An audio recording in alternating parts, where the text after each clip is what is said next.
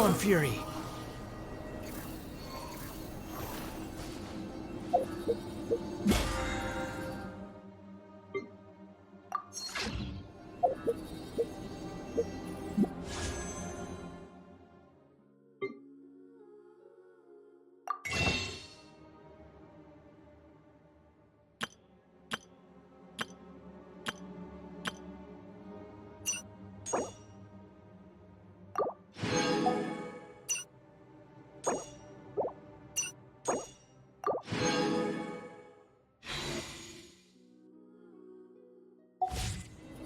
You think I've got a sharp tongue?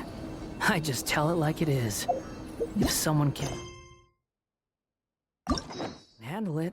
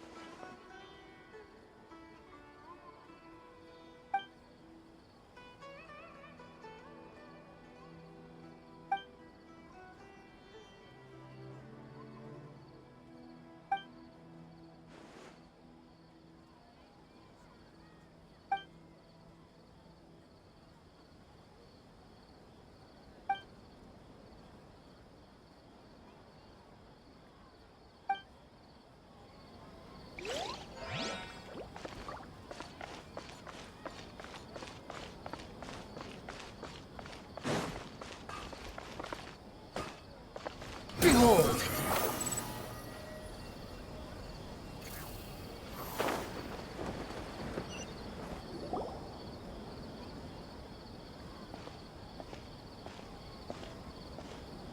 Ad Astra Avisask. We meet again, you two. Hi, Catherine. Do you have any commissions for us today? Commissions, huh? Let me think. Oh, how about this? Please attend the Academia's Academic Symposium this afternoon and recite a love poem on stage. Wait, say what now? And if possible, please also use your camera to capture the reaction of the audience upon finishing the poem. Huh? What kind of commission is that? I see. It appears that you're not interested in this commission. In that case, please go to Port Ormos and convince the Eremites there to spend some time volunteering at the local orphanage. Hey, that's not any better.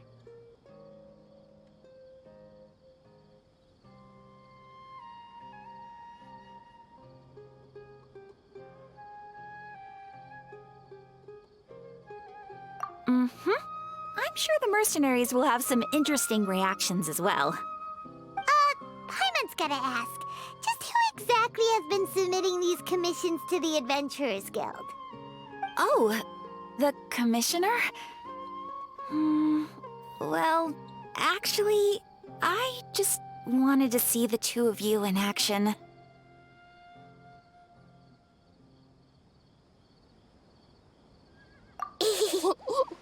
Was it so obvious? I was hoping you would actually take one of those commissions. That kind of chance to observe humans doesn't come by often. Ah, so it's Nahida. Paimon just knew Catherine wouldn't crack those kinds of jokes. When did you get into her head? From when she said, Ad Astra Abysosk? So it's been you this whole time? Are you done resting up, Nahida? Yes. I've been sleeping ever since we parted ways, and I even had a really, really long dream. It was another dream about the Sub-Zerus Festival, except it was a happy one. In my dream, I was sitting in the middle of a flower terrace, and everyone in Sumeru City was holding hands as they danced in circles around me. They danced round and round, and everyone looked really happy. I also got to sit on a gigantic flower carriage. Ferris, the Knight of Flowers, raised me really, really high above the ground, and I was throwing an endless amount of Yalda candies at the children. You know, Nahida, maybe your dream is how the Sub-Zerus Festival really should be. It's meant to be a joyous time where everyone gets together to celebrate your birthday. Huh? Wasn't I describing a really happy dream? Why are you both looking at me like that? Wait, could this be an example of the emotion known as pity? No, we aren't pitying you. That would only make everything worse. We just don't want you to feel too sad. By the way, have you had a chance to visit Dunyarzad? How's she doing? The Homianis haven't allowed any visitors after the festival, so we haven't been able to check on her. Yes, I paid her a visit right after I woke up. She was resting at the time. Her condition is stabilized. However, since Elazar is a manifestation of the withering on the human body, we can only cure it by finding a way to take care of Irminsul's own withering. But for the moment, our top focus should still be figuring out what the sages are up to and what they're planning. Right. Who knows what'll happen if they manage to pull off another scheme like the Samsara of the Sub-Zerus Festival? So our first priority should be investigating and putting a stop to the sages' activities. As for how we should pull that off, let's discuss it somewhere else. There are too many adventurers around here. Oh, good point. Sorry, adventurers. We're gonna be borrowing Catherine for a little while.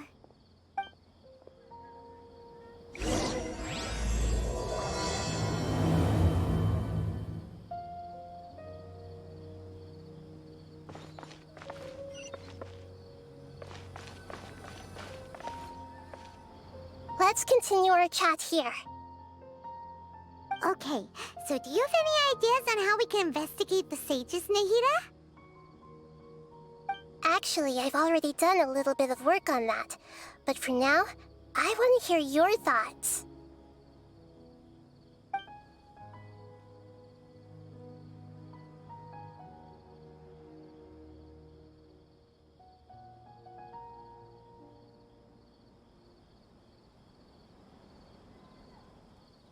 I've already tried that, but all the key members of the Academia, even the core 30 guards, intentionally avoid wearing their Akasha terminals. It seems that from the very beginning, they've been guarding against info leaks from the Akasha. Of course, it could also be because they're wary of me. Have you already caught the sage's attention?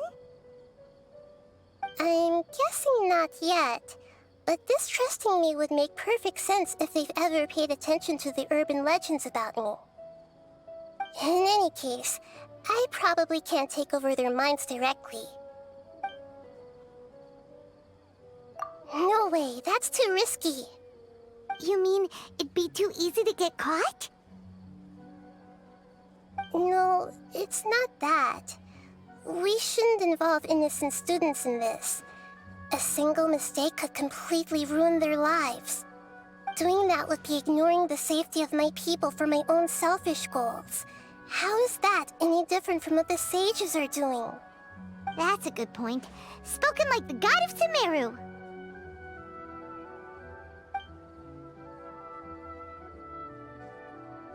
We're in the dark as of now. Since we still don't know anything about their goals, any rash move could tip them off and lead to terrible consequences. After all, every person in Sumeru City is one of their hostages.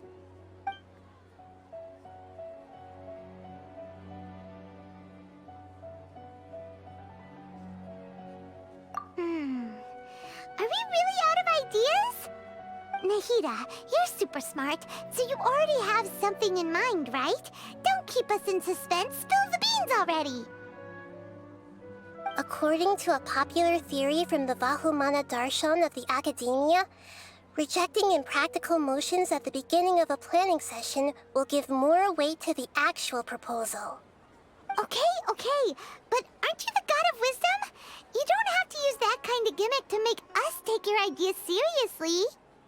Well, I've been thinking that if I can't directly possess the leaders, and if I can't get ordinary people involved, then I should find someone who's already involved, but hasn't decided to side with the sages. You're saying we should recruit a spy? That does sound like it could work. Oh, before coming back, we met someone named Alhaitham. He seems like he acts alone, and he likes doing stuff behind the Academia's back. They probably aren't in cahoots. Actually, I already have someone in mind. Do you still remember that female scholar named Setaria? Setaria. Paimon remembers now. Isn't she the one who's always trailing behind the Grand Sage of the Academia? We ran into her basically every time the Sub-Zero's festival repeated itself. You could even say we're old enemies by now. Paimon still remembers the smug and mean way she always spoke to Nilou. I've always liked observing all kinds of people, and Setaria has always stood out from the crowd. She was born in the desert and was hailed as their greatest genius. Her academic gifts allowed her special admission into the Academia, and also gave her the opportunity to serve as the sage's assistant. Oh, Paimon didn't know she was from the desert. She must be pretty special then. Paimon feels like most of the desert dwellers around the city are working as mercenaries. The name Setaria means star. When she lived in the desert, she shone like the brightest star in the night sky. Later on, she was chosen by the sun. The star was given a place in the daytime sky to complement the sun's dazzling light. Soon after, the star witnessed the sun scorching the earth, which brought forth many disasters. The star began to waver. Instead of staying beside such a sun, wouldn't it be better to return and light up part of the night sky? But in the end, she couldn't give up the radiance of daytime. To cope with her shame, the star buried her guilt and closed her eyes.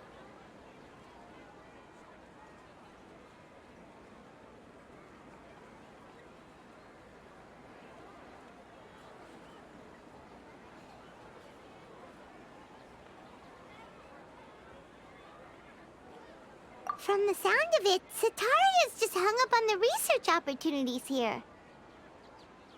But she doesn't really support the Academia. She still feels guilty about not doing more for the desert, right? She's just running away from her problems. Indeed. When they are presented with complex moral issues, many people will simply plug their ears and go with the flow until the problem can't be fixed anymore. She's suppressing a lot of guilt, but before she realized it, she had already become the sage's accomplice. She can't deny her part in their schemes anymore.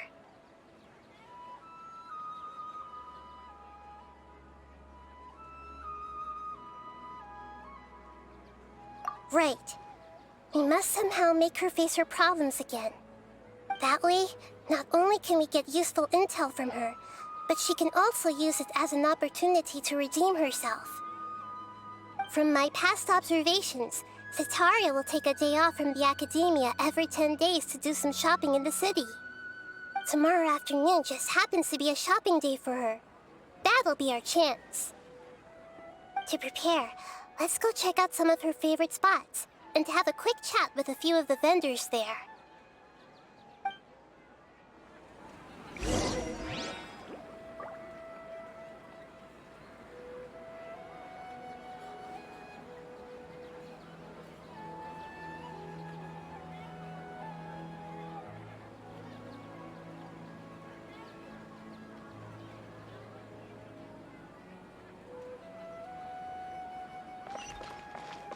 Squall and Fury!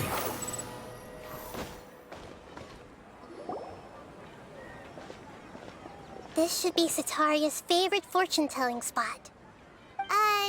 So should we ask the fortune teller about Cetaria? No, I already have enough information on Cetaria. The most important thing now is for you to pay attention to the vendor's talking style and key characteristics. Talking style and key characteristics? My poor lost lambs, have you become troubled over your fates? The divine voice of wisdom often echoes between mine ears. If thou be blessed today by the gods, I may be able to show you the way. Huh? Really? Nahida, you've been whispering things to her? Shh! My friend here has some doubts regarding her future. Can we get a fortune reading for her? Of course, of course. In that case...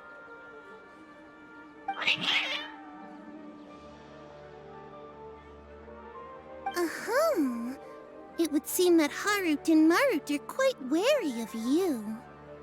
Perhaps, at some time in the past, you have somehow offended the gods. Only mocking the god of Animo, questioning the lord of Geo's financial savviness, and brawling with the god of Electro. Do those count? Oh, nothing. Go on, pick an aspect for her to divine.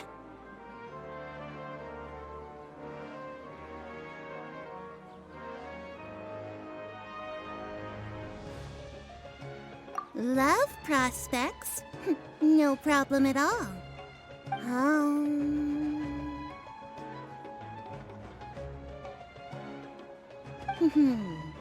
The gods have spoken. The truth shall be revealed. One who is fated to cross your path will appear on... Huh? So many people will fall for you. How could that be? Harut, Marut, did you two spoil my divination? I've never read a fortune so absurd.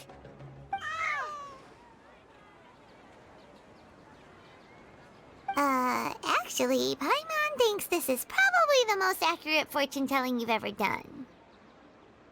I admit that the orientation of today's celestial matrix is, suboptimal. As such, there will be no charge. Is that so? Well, that can't be helped.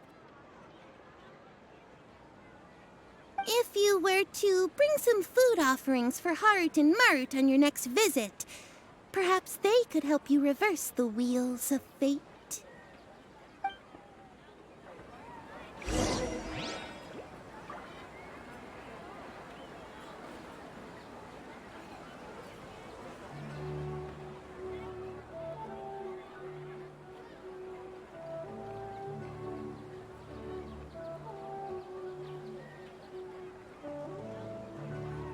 There's no such thing as pure freedom in this world.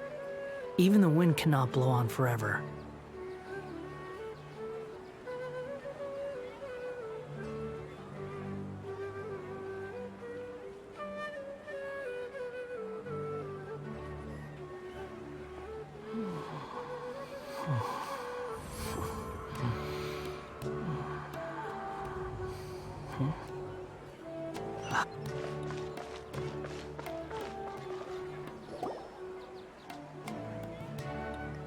Is this another one of Sataria's favorite stalls? Yep, it belongs to a king. His father helped Sataria a lot when she first moved to Sumeri City, so she still comes by whenever she has time. When I start talking with him, listen carefully to the details of our conversation. Ah, dear customers! Would you like to look at some pottery? We caught wind of your great craftsmanship, so we specifically came to take a look. Oh, I recognize you. Aren't you Miss Catherine from the Adventurers Guild? Sounds like I'm in for some big business. Speaking of, where did you learn this trade? I suppose you could say it all started with my dad. He's a mason by trade, but I picked up an interest in clay while apprenticing for him.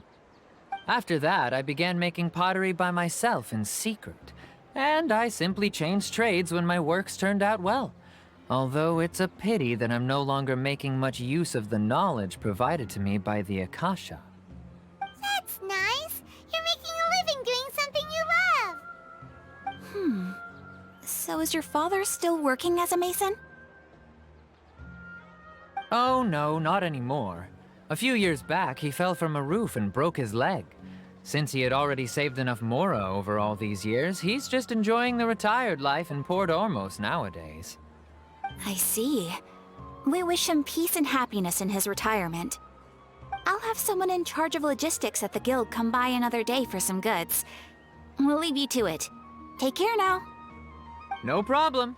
Rest easy, all our goods are sure to meet your every need.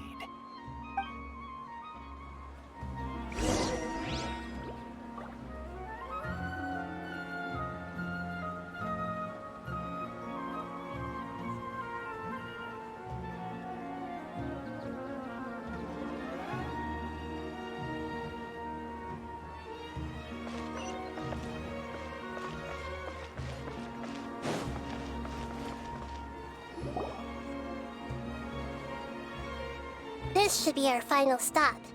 Sataria's always thinking of this restaurant when she's working at the academia, so she always comes by whenever she's out in the city. Nahida, you've really thought of everything. It's my duty to protect Sumeri's citizens, after all. Hi there. I feel like I've seen you down by the docks before. Huh? Sorry, I don't quite remember. If I recall, you were having a discussion with someone about shipbuilding at the time. Ah, that's right! I've always been really interested in feats of marine engineering. After all, I grew up in Liyue Harbor and spent my entire childhood staring at the ships going in and out of the port. I came to Sumeru to study, but failed to make it into the academia due to my lack of talent. But I'm still discussing all kinds of problems with different scholars, and I'm continuing to study and perform research from the restaurant's basement. I'm sure I'll get into the academia after their next round of exams. What an admirable spirit for learning. Amazing! Sure, but you'll find hardworking people wherever you go.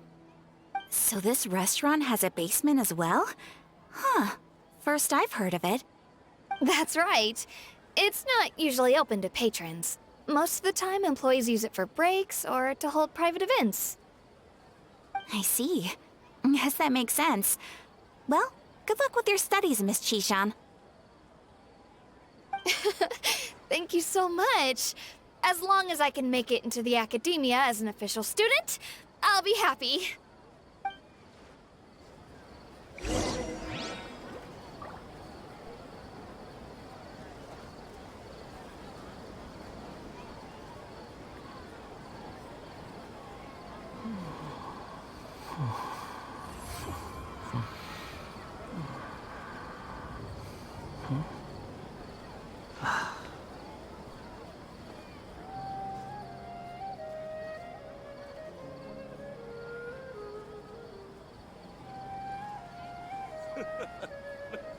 Makes me laugh every time.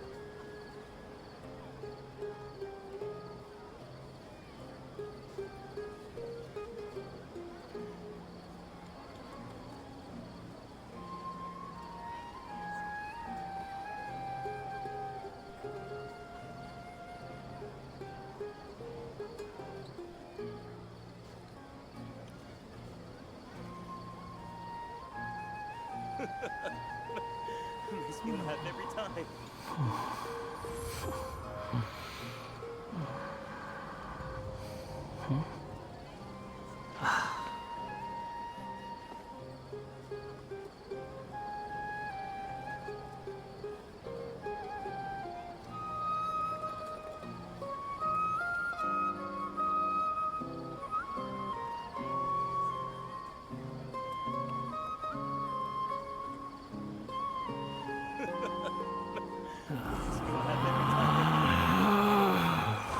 Relax.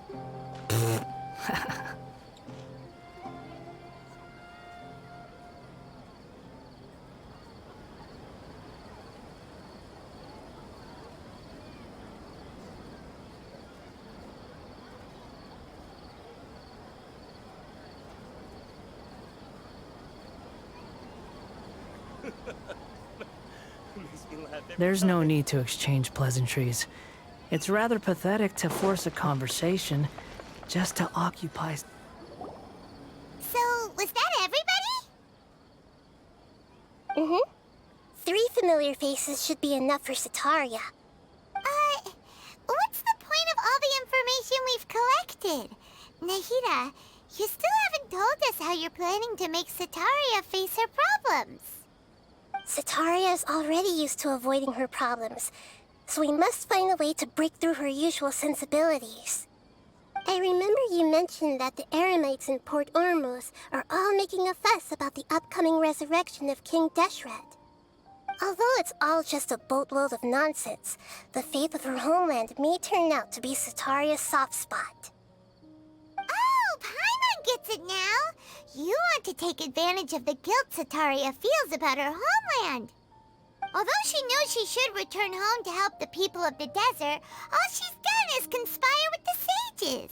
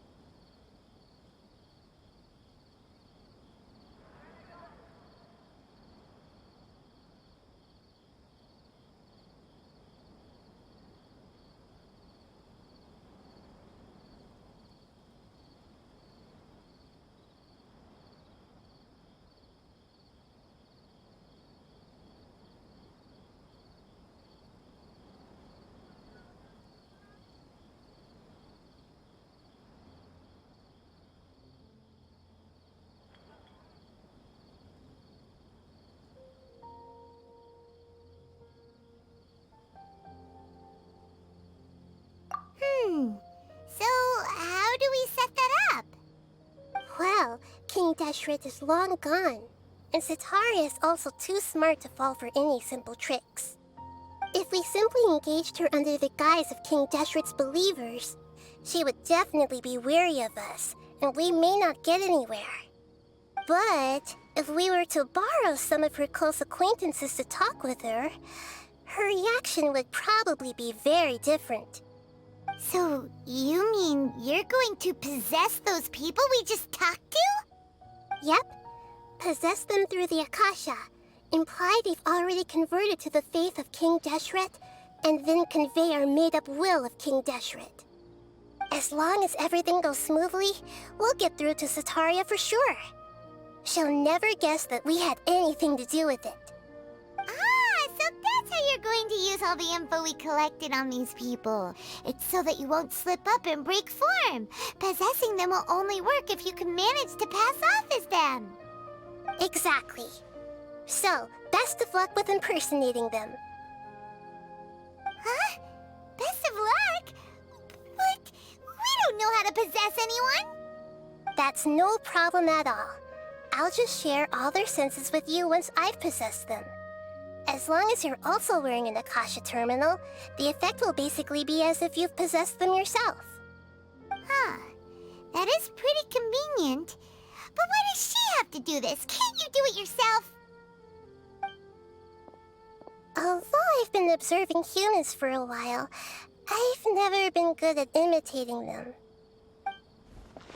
You're not wrong. It's always been painfully obvious whenever you try to pass as Catherine. If it was at all possible, I would have preferred to leave these people alone. But seeing how things are now, I probably should just accept it and push on. Yeah, don't beat yourself up over it. We're only doing this to help everyone, and we'll only be borrowing them for a little while anyway. Alright, then let's give it a go tomorrow afternoon.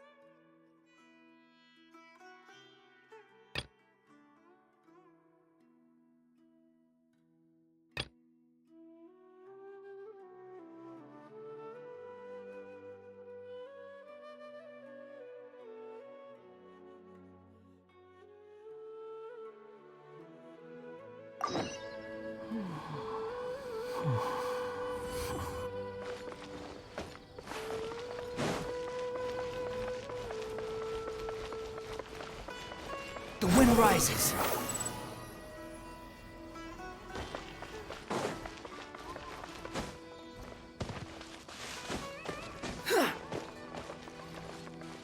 Squall and fury.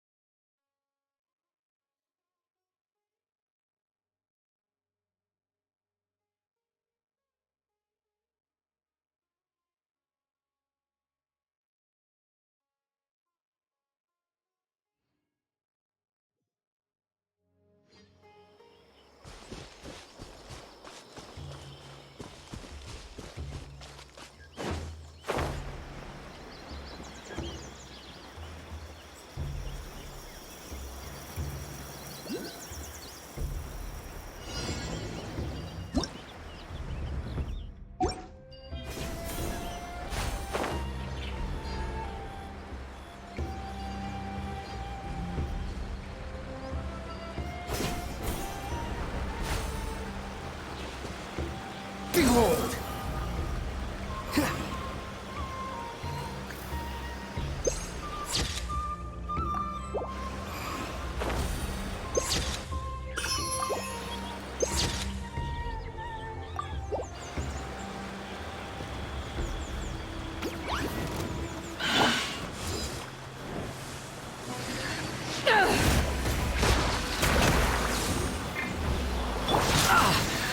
Squall and Fury!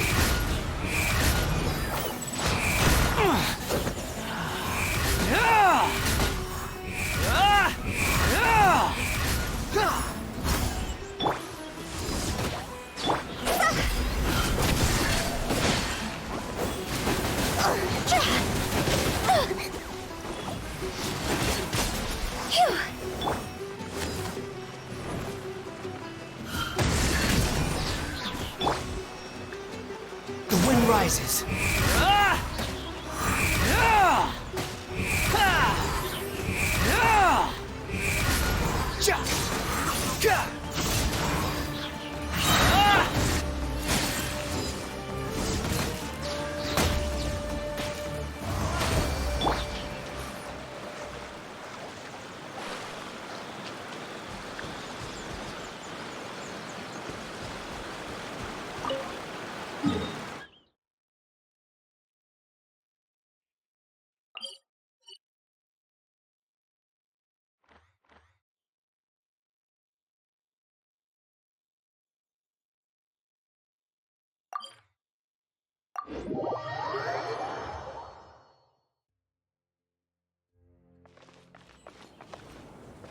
Squall and Fury!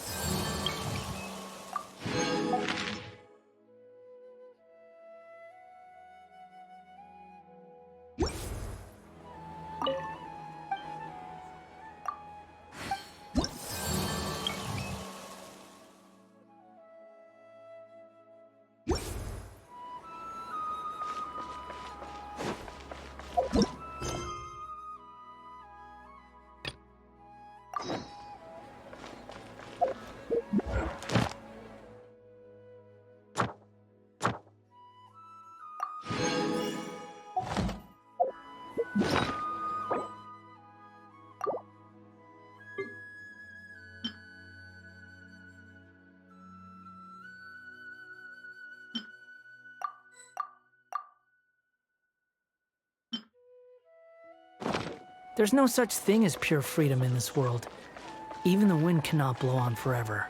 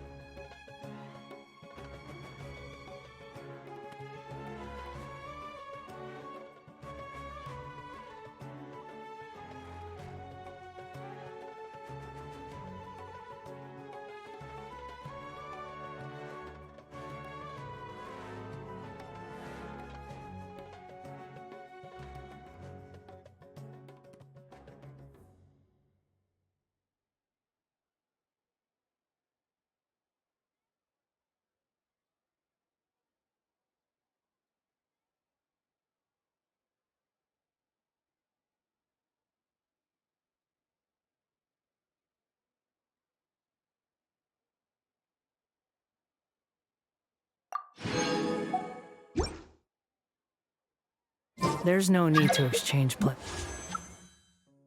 trees. It's rather pathetic to force a conversation just to...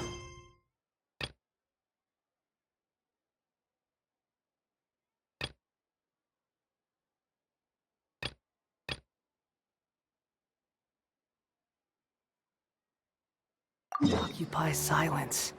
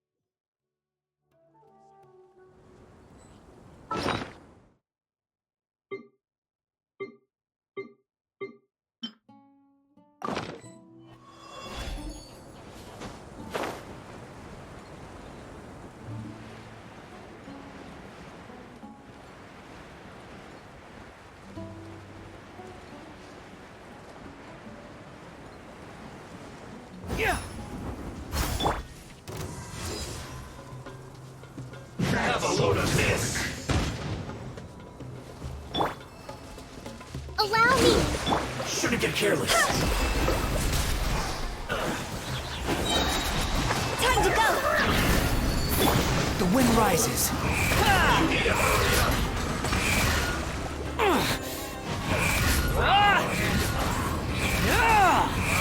You can't run! Well, time was Killjoy! We've only just begun! Well done!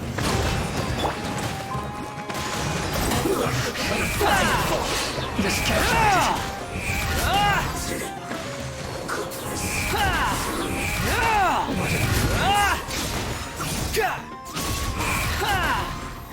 That seemed to work.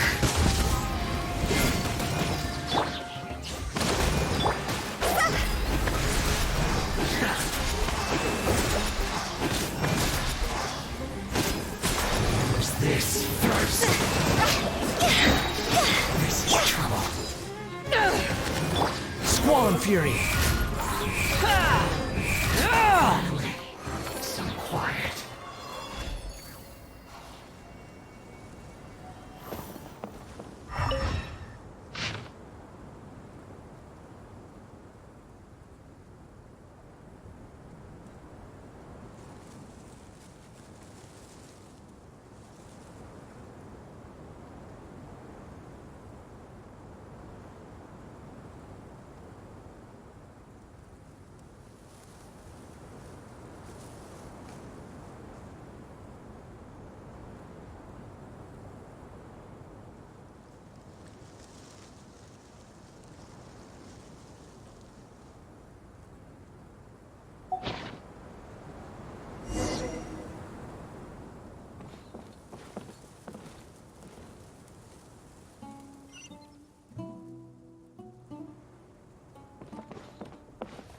Behold!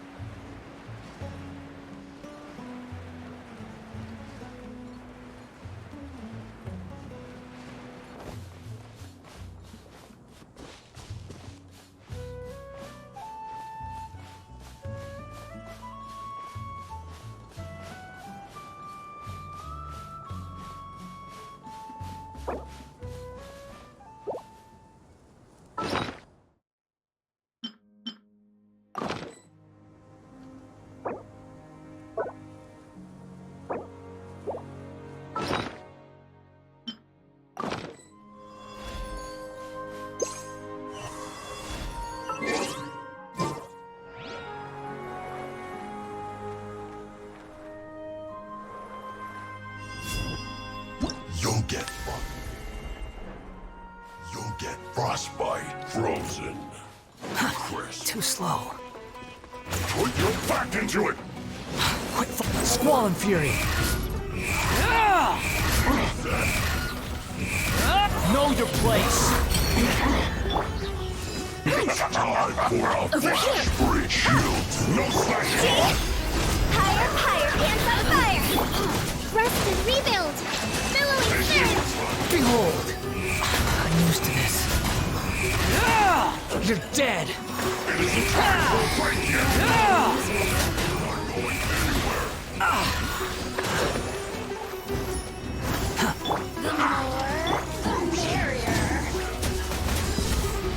Blink!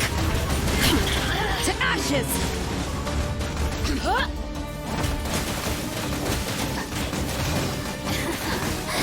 Let me amuse myself. The wind rises.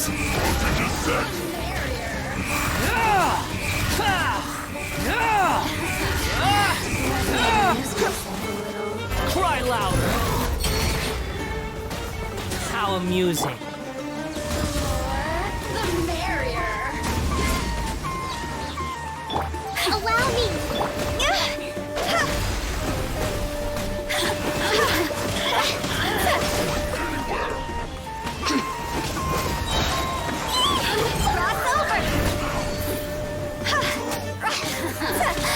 Let me amuse myself a little. Behold.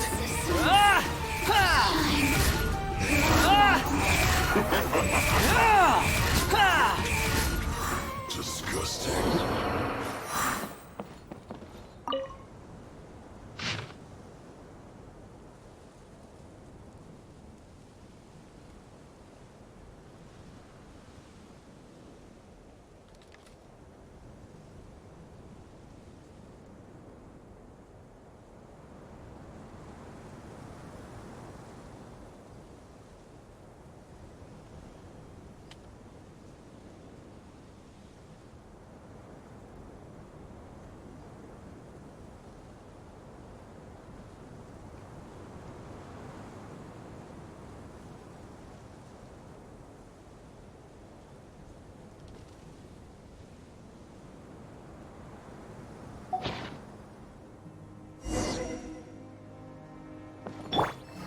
Hold the line.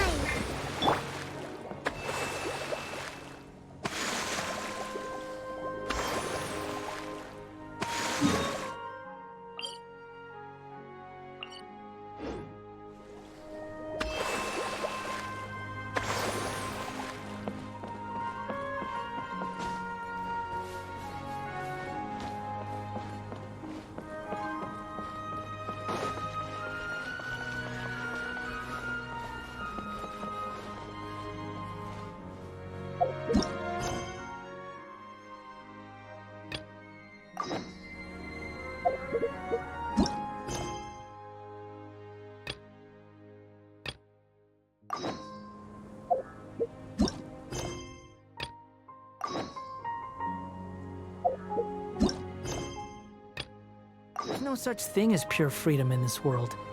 Even the wind cannot blow on forever.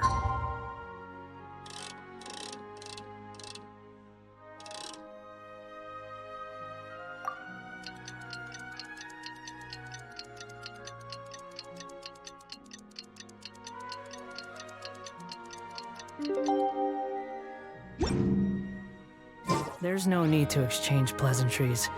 It's rather pathetic to force a conversation just to occupy silence. Squall and Fury!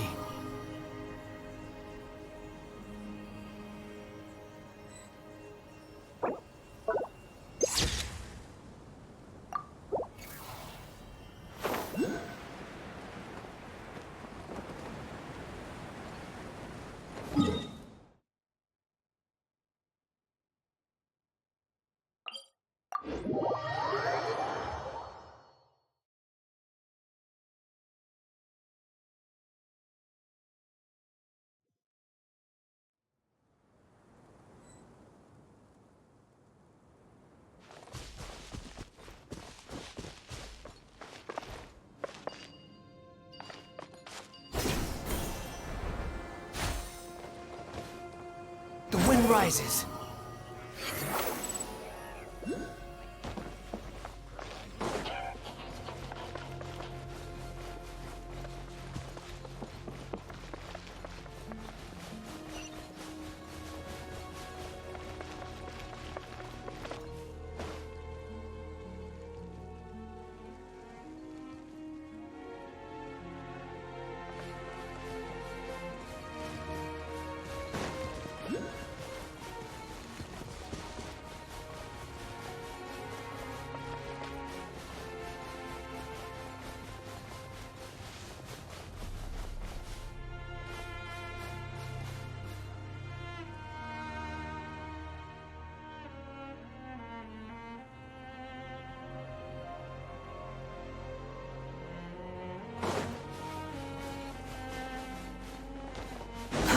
Too slow.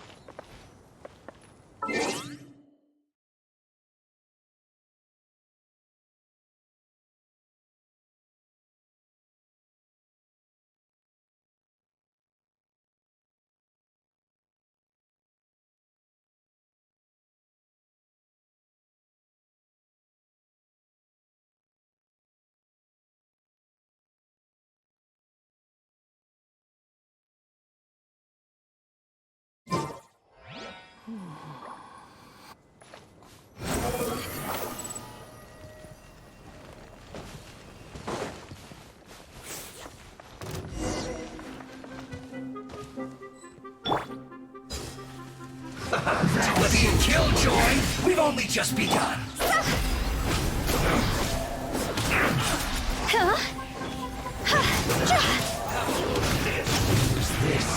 You can't run! Well, neither can I. That all you got? This was well done! Eyes on me! Don't be a killjoy! We've only just begun! I see through you! Looks like I went too far.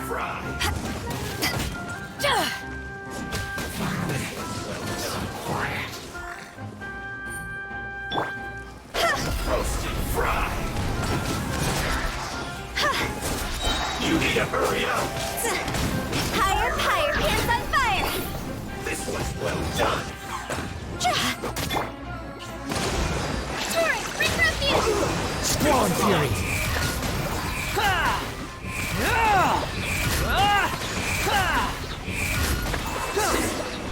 Goodness. Through.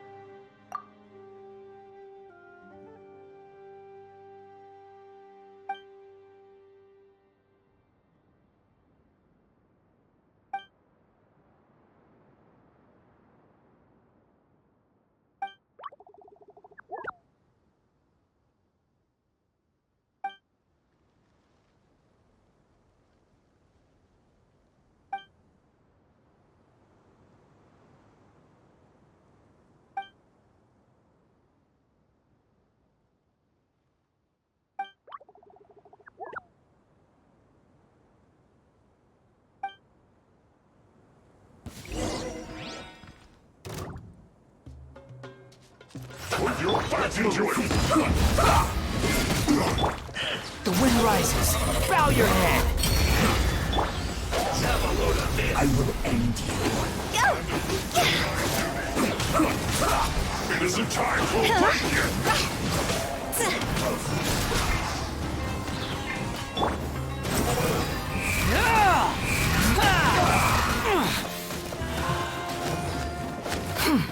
No slacking, this one's well. Rest and rebuild!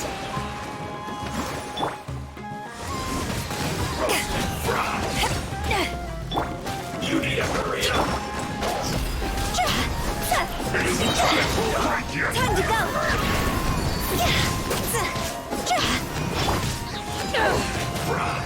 This is balancing this quickly! This one's well done! Allow me! You need to hurry up! No excuse for slacking! Power that isn't high, Sean! My duty! Well done!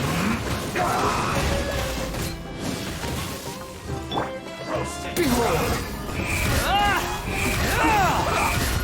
Everything This was well done! was futile.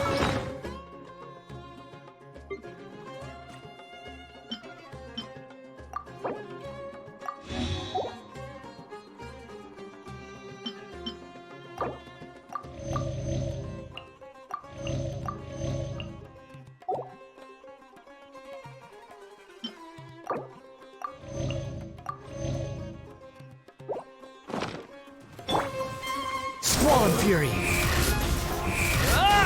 Let's end this quickly! You need to hurry up! That's far enough.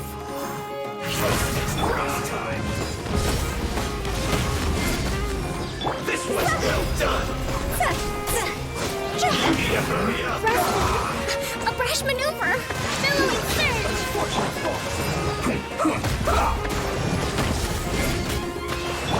The wind rises.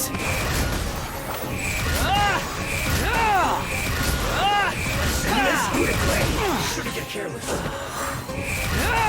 Have a look at this!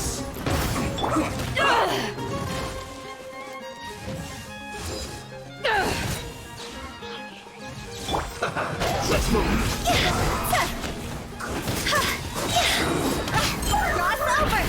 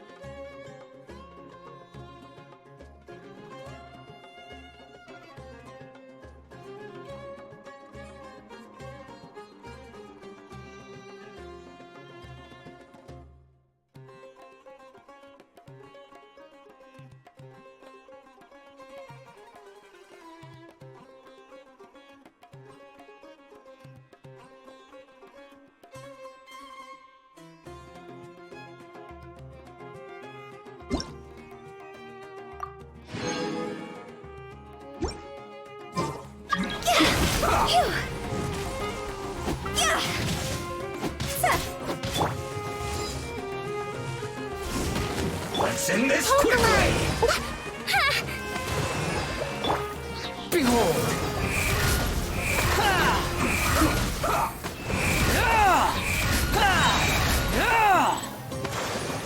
Wretched vermin!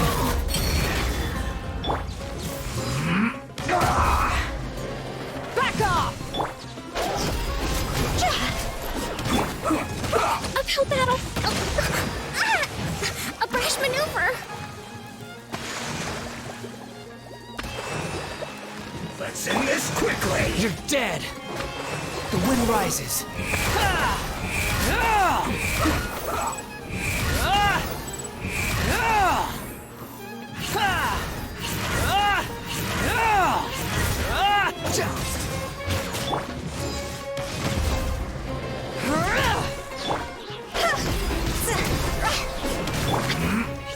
Rebuild!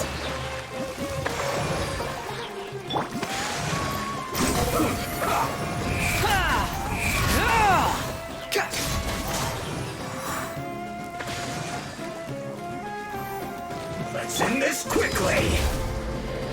Take this! This isn't good.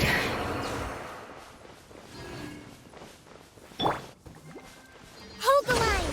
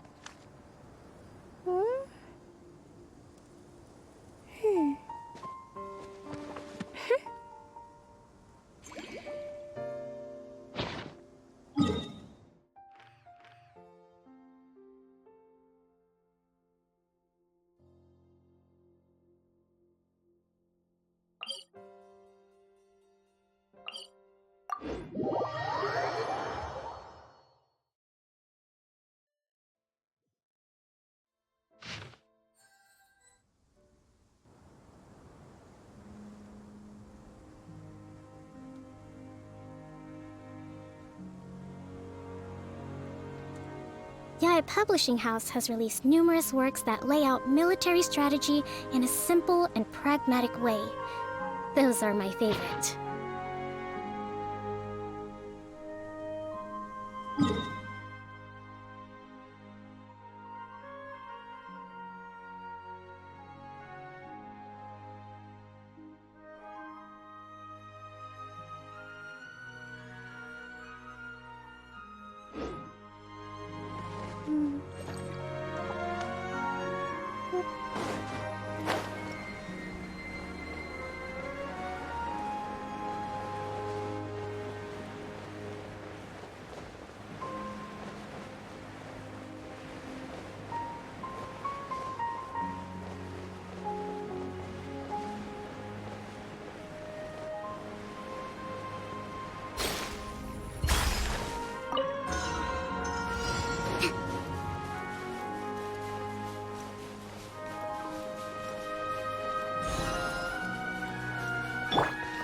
Search for it!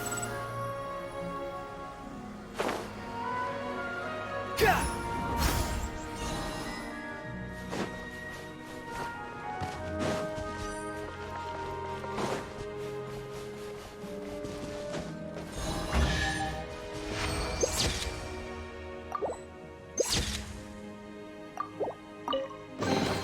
Take it and have fun.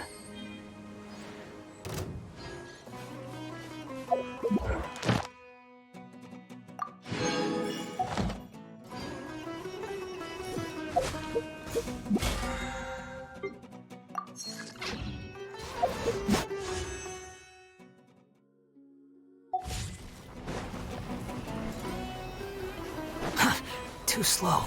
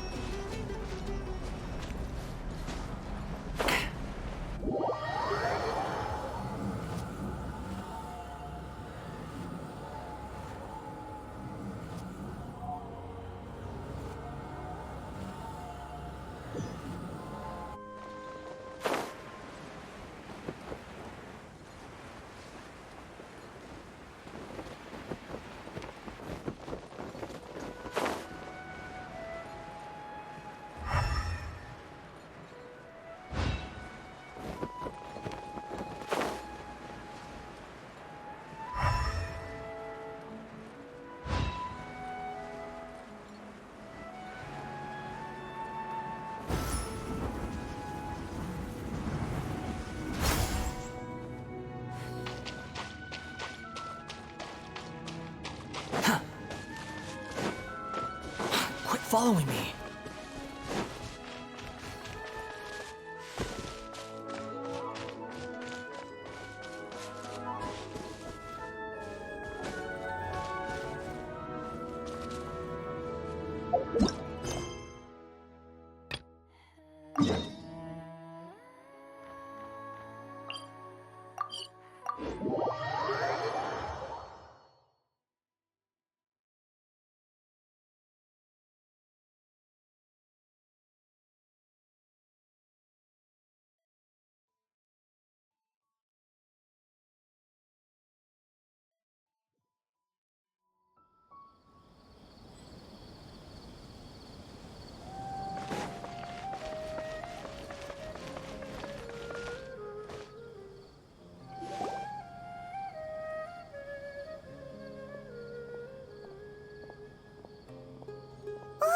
Here she comes! Satori is here! Let's quietly follow her. Once she starts talking to her acquaintances, we'll find a safe spot to begin possessing them. As for how we'll sway her to our side, I'll leave that to you. I trust you'll know what to say. Paimon's starting to feel kinda nervous.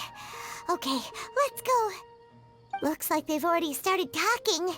Let's find a hiding spot and get started.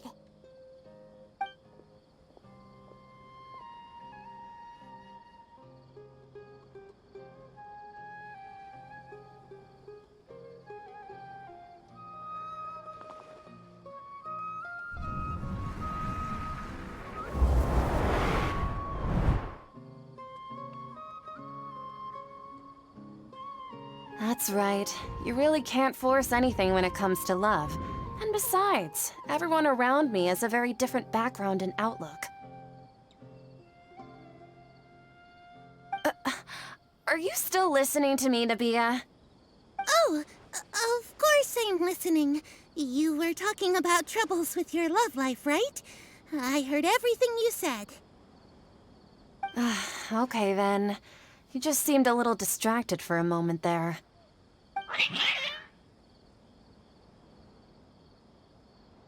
Strange. Your cats seem pretty worked up. Is something wrong? I always thought they were quiet, happy kitties. Oh, what are their names again?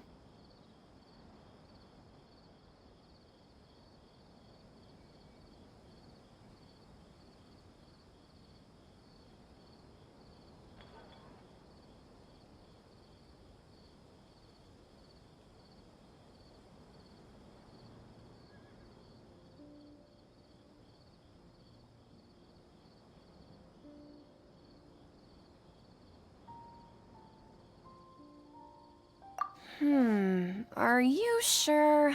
Those aren't ringing a bell for some reason. Well, actually they have many names. Which names I use depends on my mood. Huh, I see. I imagine that must be hard for the kitties, too. So, which fortune do you want me to read for you today? You must have come for another echo of the divine voice of wisdom. I'd like to get another reading on my love prospects, but to be perfectly honest with you, I feel like I've been a real mess recently. A mess? Well, could you do a reading on how long it'll take me to finish my current project at work?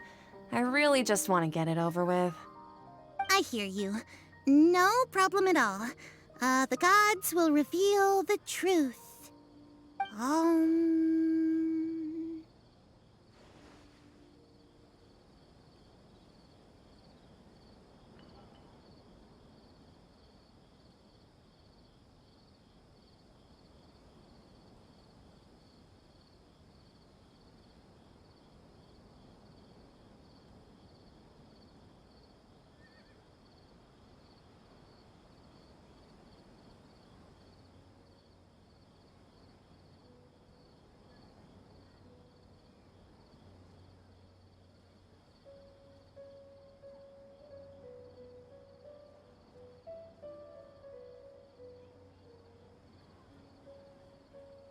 The gods are asking, Sitaria, why haven't you gone home?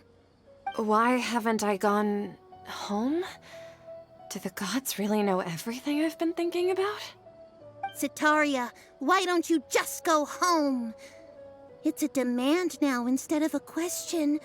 The gods seem to be truly upset. I'm sorry. I know I failed the gods. Please pass on my most sincere apologies and ask for their divine forgiveness. And if I may ask, Nabia, is there a specific god who's speaking to you right now?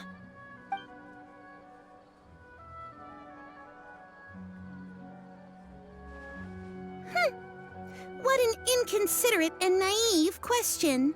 The god who is speaking to me is, of course, the wisest and mightiest of all, King Deshret.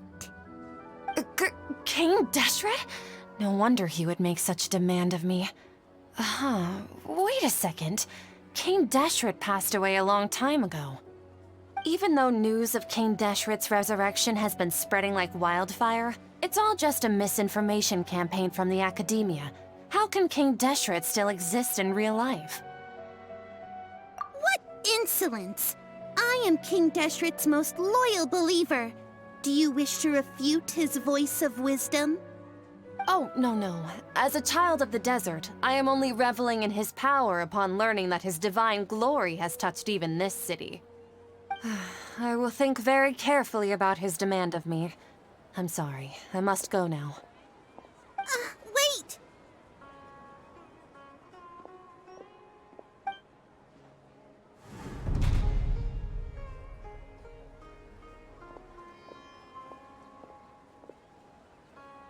Whoa! She just ran off in a hurry. She looked pretty upset, too. Well done. Sitaria didn't seem to suspect anything amiss. To have something she's been trying desperately to avoid show up out of nowhere and berate her, that must have shaken her to the core. Aw, Nahida, it seems like you understand human emotions really well after all. All I know are some abstract Harvard-taught theories. In any case, my time with you has shown a lot of them to be utterly useless. I'm still trying to make sense of everything. Anyway, enough of that. Let's hurry and catch up to Sitaria. He's out of Keems now, right on cue. Let's get ready to possess him right away!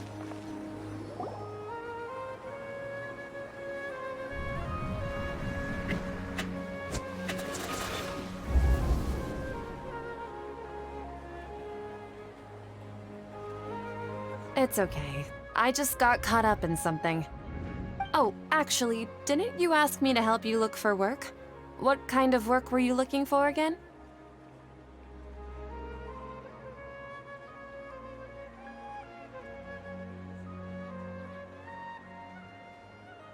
Oh, right. Your old man's craft. How could I forget? Speaking of, how's he doing? Is he feeling any better?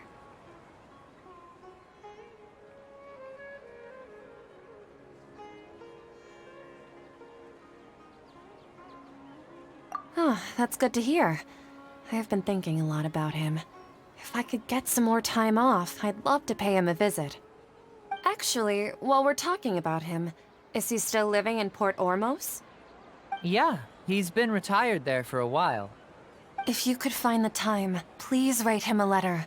Let him know that recently, faith in King Deshret has taken root in Port Ormos and has begun to spread across Sumeru. He has a quick temper and has always been a devout follower of the Dendro Archon. I don't want him to get into a fight with those King Deshret believers because of a difference in beliefs. Oh? So, who are you siding with in all of this? The Academia or King Deshret? I'm so jealous of you. You were born a child of the desert, yet you chose to betray King Deshret, and now you spend all your time with those crooks from the Academia. Akeem, you don't mean... you've also become a believer of King Deshret? What's so strange about becoming a believer of the wise King Deshret? In fact, aren't you the strange one? The one who still can't pick a side? Can't pick a side? Me? Whoa! Paimon had no idea you'd be so good at this! You really zeroed in on the issue and put it right in front of her. It might feel a bit overwhelming for Sataria. But once everything is over, I'll be sure to pay her a visit to her mind and explain everything. Anyway, let's keep going.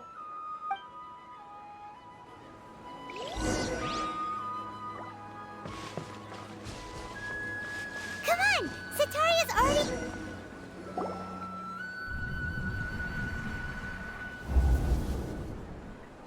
So, Shishan, have you noticed anything weird in the city lately? Like, as if someone was trying to preach to you about something?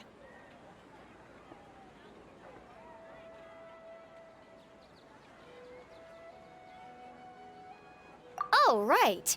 Speaking of strange things, I celebrated the Sub-Zerus festival so many times that I lost count. That was really weird.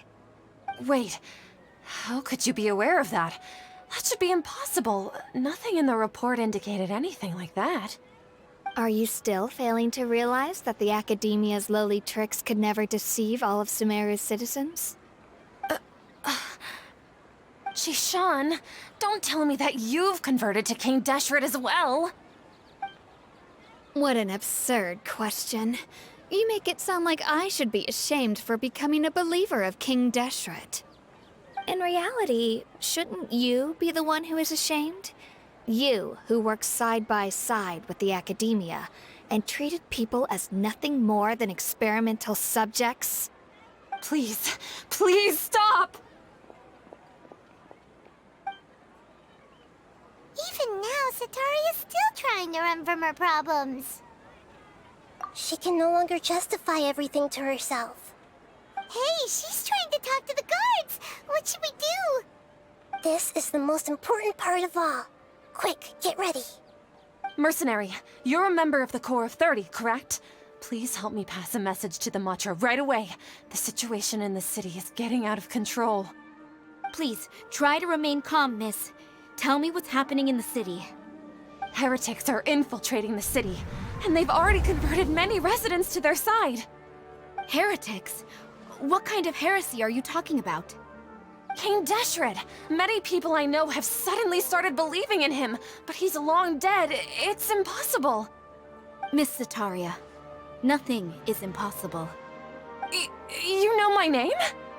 King Deshret is immortal, and all who defy him will one day pay the price. You must face the truth, Sataria. You tread a treacherous path, and the longer you ignore it, the tighter the Academia's grasp on you will become, and the deeper you will be ensnared. Child of King Deshret, never forget that the desert that belongs to you lies elsewhere. What's so strange about becoming a believer of the wise King Deshret? In fact, aren't you the strange one? The one who still can't pick a side? What an absurd question. You make it sound like I should be ashamed for becoming a believer of King Deshret. Sataria, why haven't you gone home?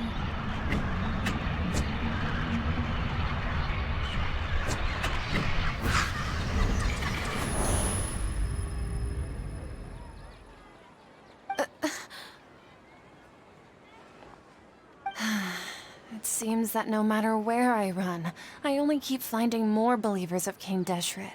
I have to say, this is a familiar feeling. I've also been running from my guilt this whole time. Guilt over my part in the Sage's plans, and from ignoring the letters from the children of my homeland. But no matter how much I may try to ignore or get rid of it, my guilt always comes back.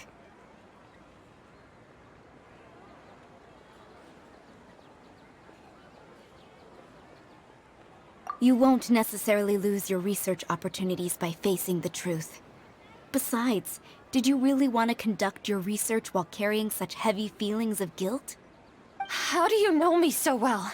Are you truly just a believer of King Deshret? Or are you the god himself? That's not important. The important thing is to pass judgment on the academia and its sages, and to correct their mistakes. If you could provide some assistance in this matter, perhaps it could serve as a form of atonement. I've actually never believed in the gods, but I've always believed in serendipity. Your appearance must be a fated opportunity for me to get out of this wretched situation. Please tell me, what can I do for you?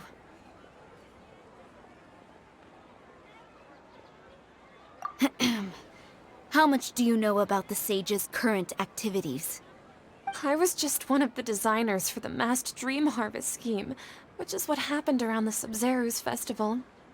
But I know very little about the full scope of the overall project. I'd assume that only staff with the highest clearance would have access to those confidential documents. I've just been working to meet the Grand Sage's specified requirements. However, there's something that's been really bothering me. I heard that a scholar who was previously expelled has returned to the city, and even the sages are still quite wary of him.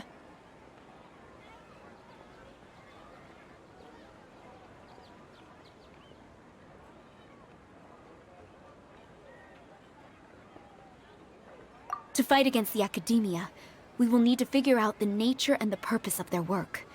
Is there a way for us to get access to the confidential documents you mentioned? It should be possible if we're willing to take some risks. After all, I'm an assistant to the Grand Sage, and I've been working on many tasks outside of the project. One thing, though, I won't be able to transfer the documents to you through the Akasha once I get my hands on them. The sages have always closely monitored all activities within the Akasha. Let me see... let's use the most primitive method. Send someone to pick up the documents tomorrow evening at the Academia entrance. The Academia entrance? Wouldn't that be too conspicuous? Don't worry about that. I assure you, this won't be a trap. I'm only suggesting this location because it'll draw more scrutiny for me to leave the Academia again.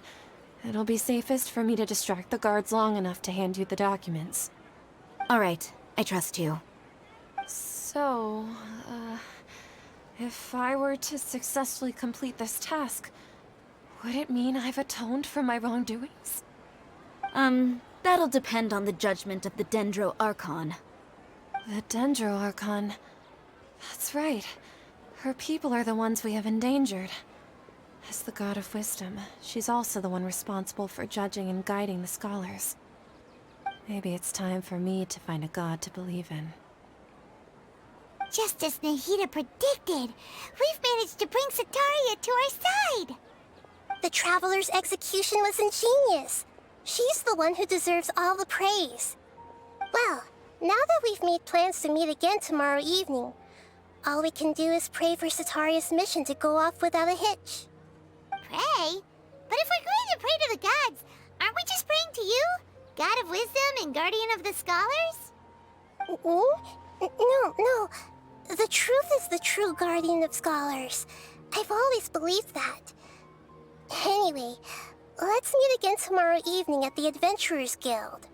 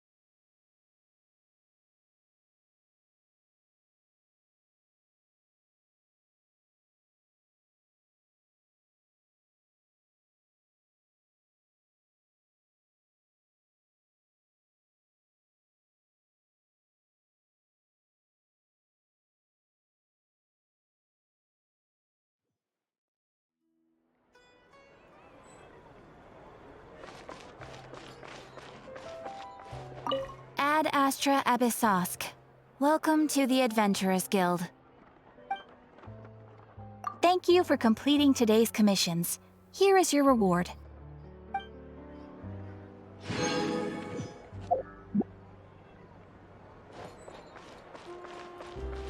Squall and Fury!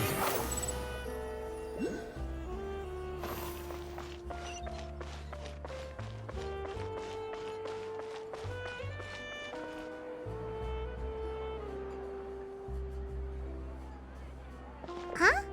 Isn't that Charlotte? What could she want with Lapine Pauline? Pretty please with the cherry on top, Charlotte! Journalist extraordinaire! Please tell me you're joking! I read that a gang of criminals tricked the Gardamex by disguising themselves as blubber beasts. It's true, isn't it? It has to be! I've invested all my savings into graph adversarial technology and even taken out a sizable bank loan. I'm begging you like the beggiest beggar in all of begdom. Okay. I need you to calm down a little, Miss Lapine Pauline.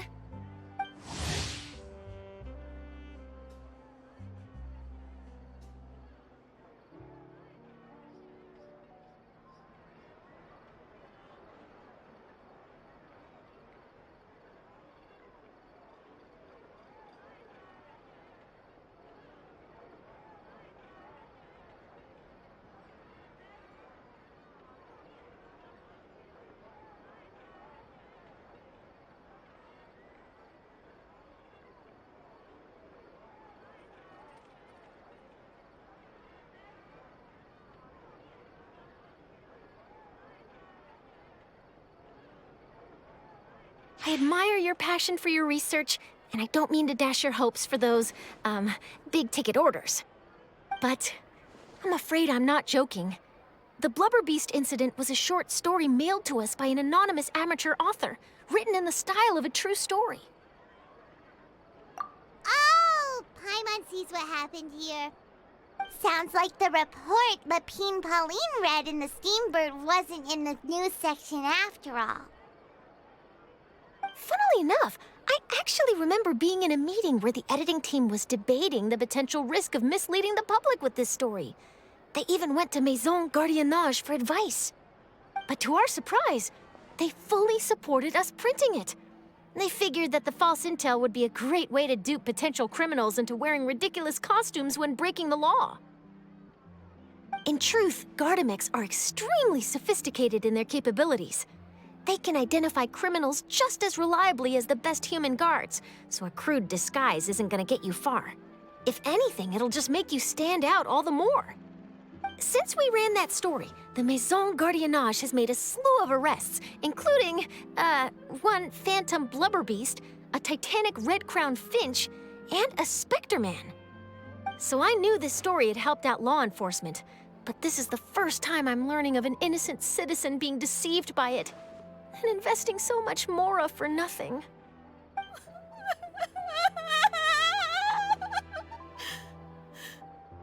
Uh-oh. So Lapine Pauline's whole research project is based on a fictional story? Which means we're not gonna get a big bonus after all. But more importantly, she's gonna lose everything she's invested. Traveler! Paimon! You're back! I was in the area taking some photos for a story when I got to talking to Miss Lapine Pauline about her research. She told me about your collaboration. She was hoping I could write an article to spread awareness about image recognition technology. She even paid me for the article and gave me one of her prototype devices before I could get a word in. I unfortunately had to dash her hopes, and I'm afraid all your hard work was in vain too. She's desperately trying to find a way to rescue the project and get you the Mora you're due. I've tried to let her down gently, but she's finding it all very hard to accept. This is a new situation for us, too. It's such a pity. It seems like the author was only trying to make the story interesting, and the Maison Gardiennage only had Fontaine's best interest in mind.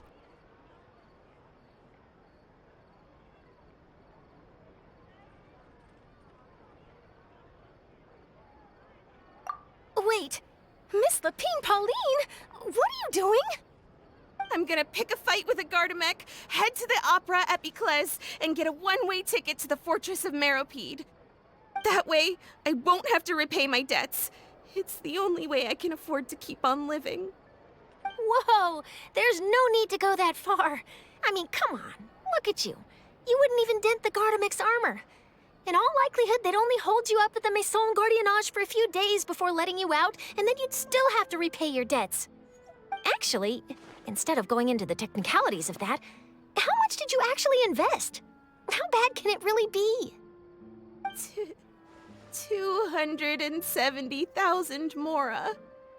Okay, well, escaping to the Fortress of Meropide over a sum like that seems like a last resort. Surely there must be other options. Not anymore. I used to be an equipment supplier to the Fontaine Research Institute before that blew to pieces, and now I'm just a small-time engineer. I scraped together some savings over the past few years, but I put every last Mora into this project, and now I'm left with nothing. It's not just my savings that are gone, it's my whole future as a graph adversarial technology specialist and my dreams of becoming a billionaire one day.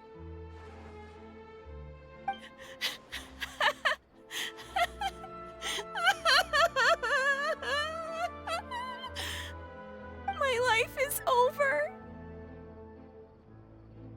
Don't despair, Miss Lapine Pauline. I think I know a way for you to turn this around. This prototype you've given me, the camera lens for image recognition sample collection. It's really quite something. You said you designed it specifically for high-fidelity image capture and analysis, yes? The rapid focal length adjustment is a very useful function in its own right. It's sure to make many journalists' jobs much easier. In fact, I'd say it has the potential to revolutionize Fontaine's news media. So your research efforts thus far are by no means in vain. The technology you've developed may have many applications that you've never even considered. Really? Absolutely. I've been working as a journalist for the Steambird for a long time now. No one understands the issues we journalists face on a day-to-day basis better than me. So keep calm, take heart, and start thinking about mass production. In the meantime, I'll show your invention to all my colleagues to drum up interest in your product. I can't believe it! If this is true, then I can look into setting up a whole camera lens development pipeline. My big-ticket orders and billionaire aspirations are still in the cards! Oh, maybe I should consider taking out another loan. That way, I can rapidly improve the lens production process, be the first to market, and prepare to battle for dominance in the camera industry. Come on! Stop daydreaming about your pipelines for a minute. Just take it one step at a time and see how it goes. There's no sense in putting all your eggs in one basket before things are even off the ground.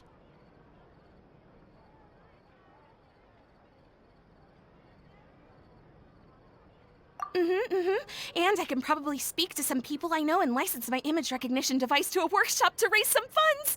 I can't believe I didn't think of this sooner. There's no time to lose. I need to get to work. Early bird gets the worm. Can you believe her? She just ran off. Paimon's pretty sure our advice went in one ear and out the other. It's understandable. When inspiration and passion strike at the same time, it's all too easy to throw yourself headfirst into your work and forget about everyone around you. A lot of journalists are the same way when they're first starting out. But don't you worry. I'm gonna write an article on all this, and I'll be checking in on her regularly. Her research has the potential to benefit the entire journalistic community. I'll give her plenty of input to stop her from going down any rabbit holes, and make sure mass production of her lens can begin as soon as possible. It's reassuring to know that you'll be looking out for her, Charlotte. Actually, you know what? Why don't you two take this prototype lens? I'm sure you'll have plenty of chances to use it on your travels. It takes the right person to get the most out of a new technology. In your hands, it's sure to capture some amazing sights. Thanks a lot, Charlotte. No bonus, no biggie. This makes everything worth it. You're welcome. I got something out of this too. The beginnings of a very interesting news story. The boundaries between real news reports and news-like fiction must not be blurred, even when there's a compelling justification for doing so. Yes, that's how I'll phrase it to the editors when I give them my feedback. Let's hope we don't mislead any more well-meaning citizens in the future.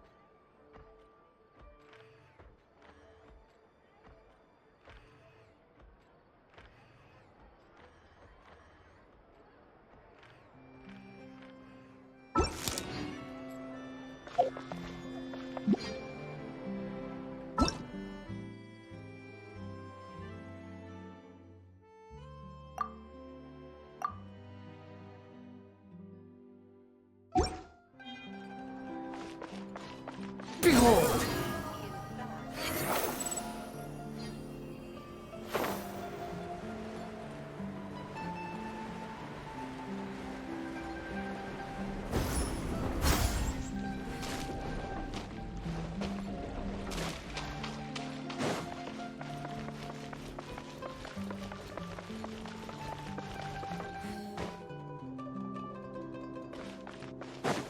Squall Fury!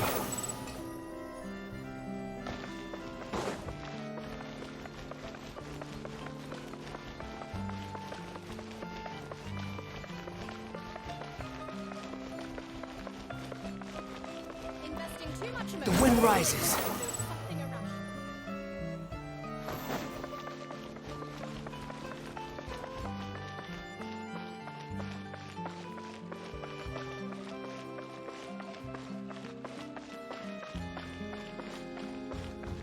Victory hold!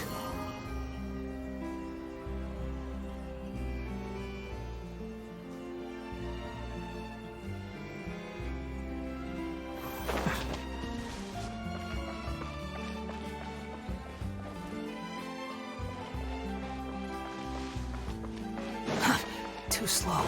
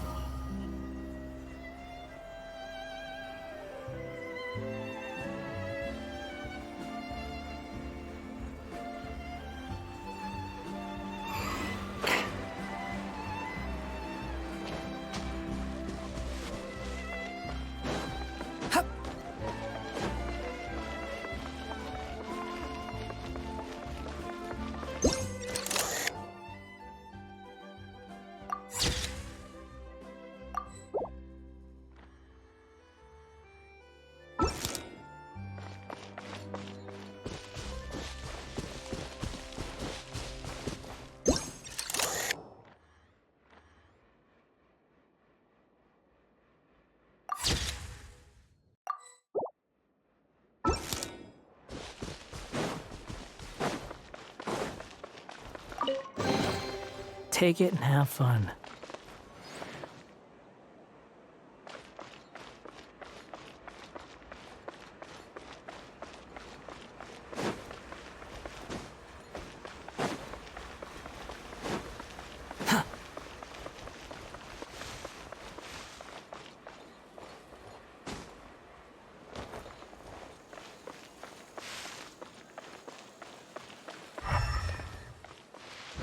The wind rises.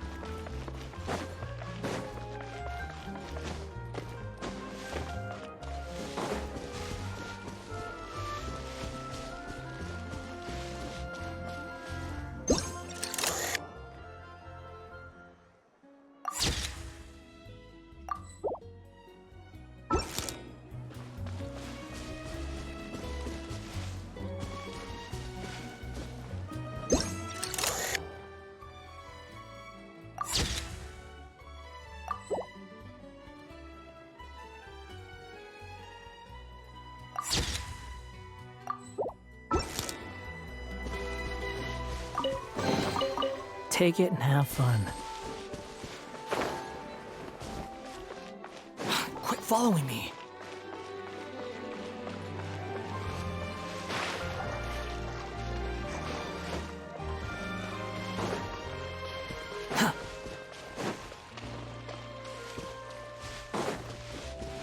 Quit following me.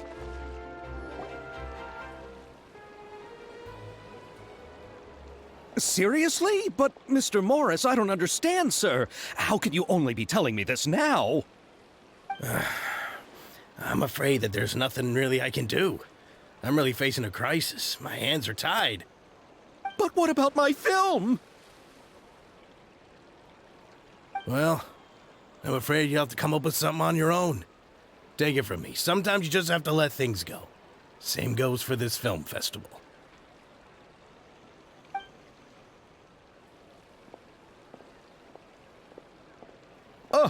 Oh. Hey, isn't that Xavier?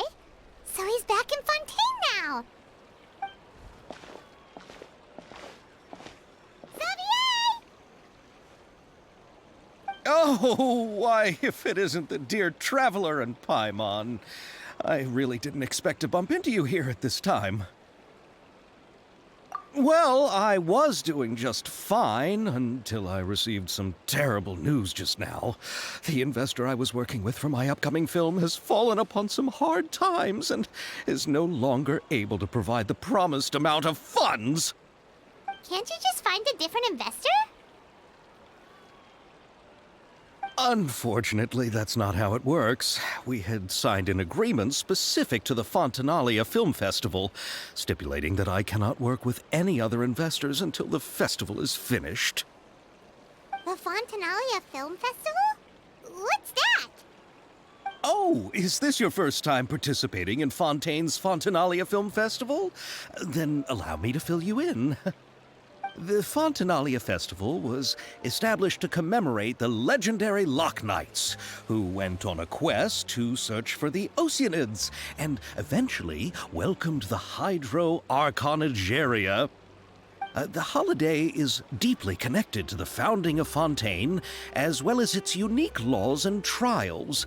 It's one of the most important festivals for this nation. But what's with that weird expression on your face? It's like you're trying really hard to remember something. Ah, I was just trying to recall the exact description from the books, in order to avoid any unnecessary arguments over semantics.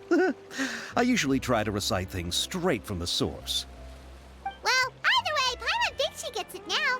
It's just like the Windbloom Festival in Mondstadt, and the Lantern Rite in Liyue. Yes, those are festivals of a similar variety. Who doesn't like a good festival? And just like those of other nations, Fontaine will hold a plethora of events around this time each year. To commemorate the Loch Knights, people will imitate them by putting on special costumes, raising golden cups, and going door to door asking for pure water. But a few years ago, Lady Farina started to find the whole idea a little drab, and so decided to change the part about pure water to sweets. That really doesn't surprise Paimon at all. The whole thing seems more akin to a carnival now, and it's quite popular among the kids. Every year you can hear a bunch of them saying, "Trial or treat." Oh, that sounds pretty fun. But how does that connect back to the film festival you mentioned? Ah, yes, it appears I've strayed off topic. I just got too excited after seeing you. Let me get back to the point. The Fontanalia Film Festival is an event proposed by the Fontaine Film Association this year. Now that film technology has matured as a medium, it's the perfect time to introduce more people to the art form. During this time, people may submit films to be evaluated, and the entry with the highest score will be given the Farina Award by the association. The what award? The Farina Award. You know, after the Hydro Archon. They coined it while Lady Farina was still in power, but even though things have changed, no one has made any motion to update the name. Perhaps everyone still thinks of it as a pretty appropriate name. Even though she isn't the Hydro Archon any longer, Lady Farina is still Fontaine's superstar. Anyone with eyes can see the way she shines on the stage. Huh. Alright. Guess the name does work pretty well when you put it that way. Oh, but who would have guessed there'd be an issue with the funding? How will I ever explain this to Miss Chiori? Not to say all the other actors who traveled all the way here from Inazuma. Chiori? Sounds familiar. Where have we heard that name before?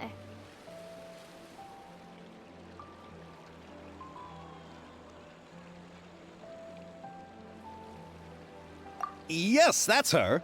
I asked her to oversee the event's art direction, including the design of the actors' costumes and appearances. Oh, Paimon remembers now! Navia said that her clothes were designed by Chiori, and Kirara's outfit too! How to describe her? Well, she tends to be pretty direct and can be very forceful when it comes to dealing with people. The fashion world in Fontaine has dubbed her the Thundering Seamstress. Her remarkable designs have led many Fontainians to become very interested in Inazuma. Anyway, Chiori is acquainted with all the actors I've invited from Inazuma. Without her help, I don't think I would have been able to get such an international cast for the film. She really is a kind soul. Who are the actors from Inazuma? Do we know them? Why don't the two of you accompany me to the Aquabus station to welcome them? Judging from the time, the Aquaba should be arriving shortly. Chiori will be waiting to meet me there as well.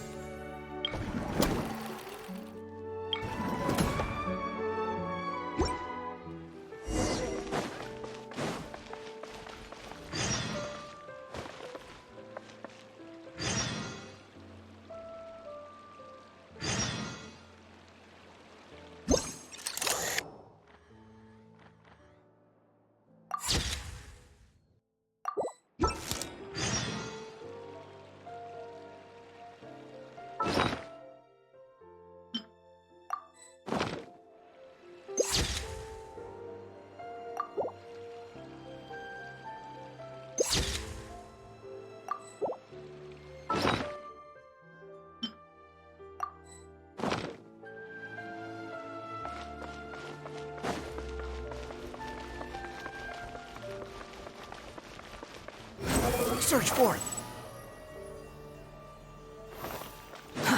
Too slow.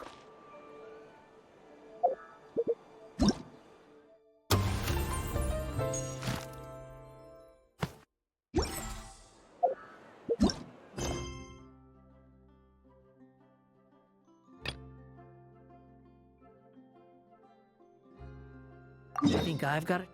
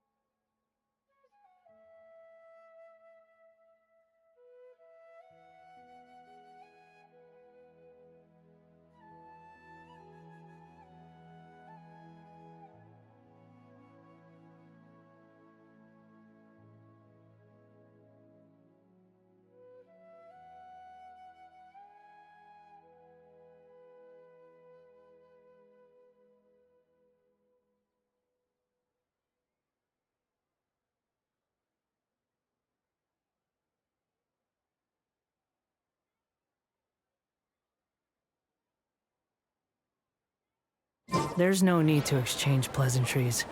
It's rather pathetic to force a conversation just to occupy silence.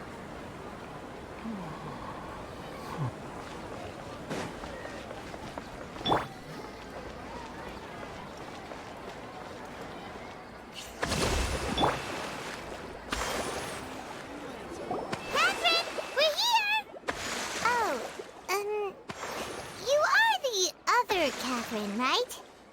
That's right. I suppose I'm the other Catherine in your mind. Shh! We're on a secret mission tonight, so we need to protect Catherine's identity. Yep, Paimon's right. We cannot fully rule out the chance that the meetup tonight is just a trap. If something were to happen, my existence may be the only trump card we'll be able to play. After all, the Academia should still be unable to confirm the existence of my consciousness in the outside world. Yep, exactly. Just what Paimon was thinking.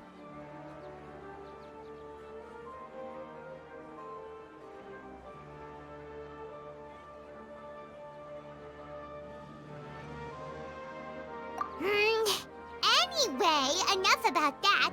Let's just make sure to be on our guard.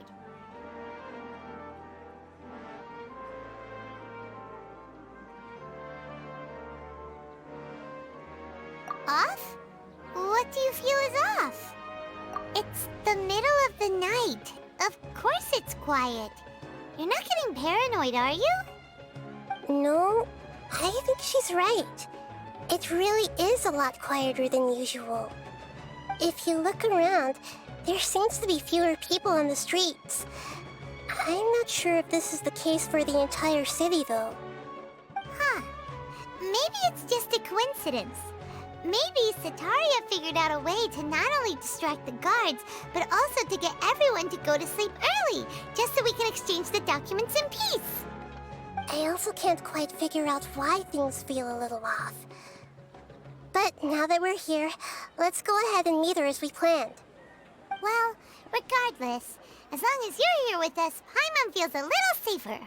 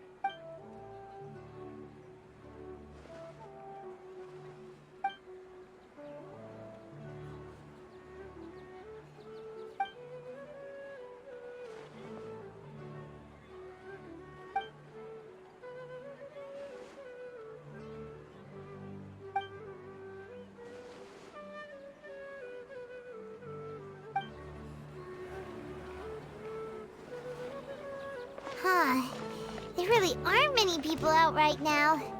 Let's hope it'll be this quiet in front of the Academia, and that Sataria managed to distract all the guards.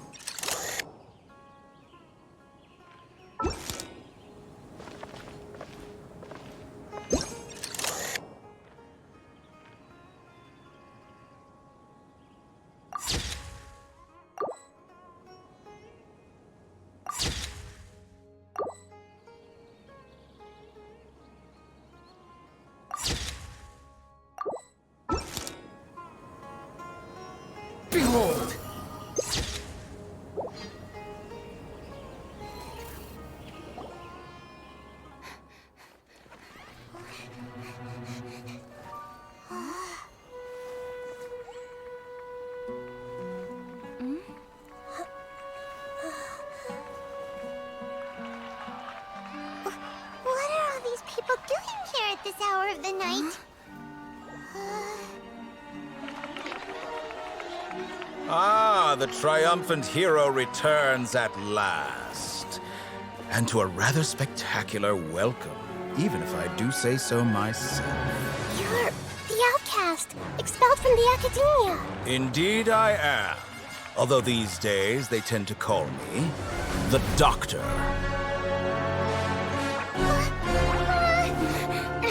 If you're looking for your researcher friend, she has already been taken into confinement. With some basic caution, she could have discovered the listening device on her person.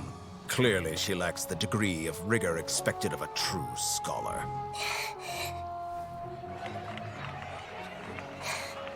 The people of Sumeru City. What have you done to them? I simply made some minor adjustments to their Akasha terminals. Now they can deposit information directly into the subconscious. As you can see, all these lovely people now believe this traveler is a hero who has just saved the world. My experiment is a success. And now it seems they can no longer hold back their sheer adoration. No, what should we do? These are all just regular people. Leave now. You need to get out of here. But that guy's a Fatui Harbinger. We can't just leave you here. Nor can I abandon the people of Sumeru.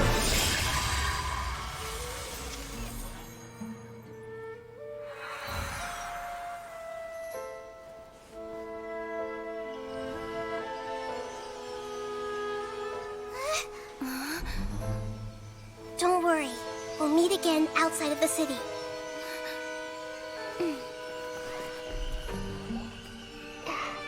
I see.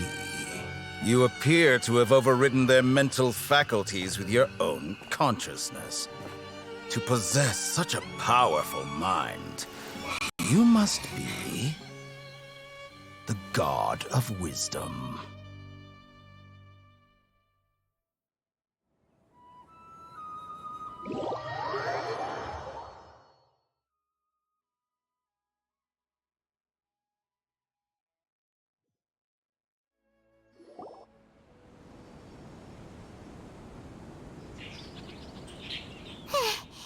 This should be far enough.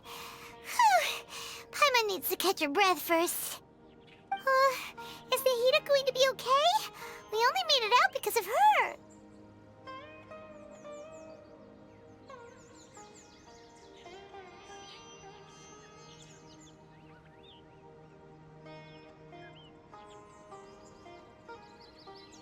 Paimon wasn't counting on running into a new Harbinger here, let alone such a high-ranking one. That guy was number 2. So scary.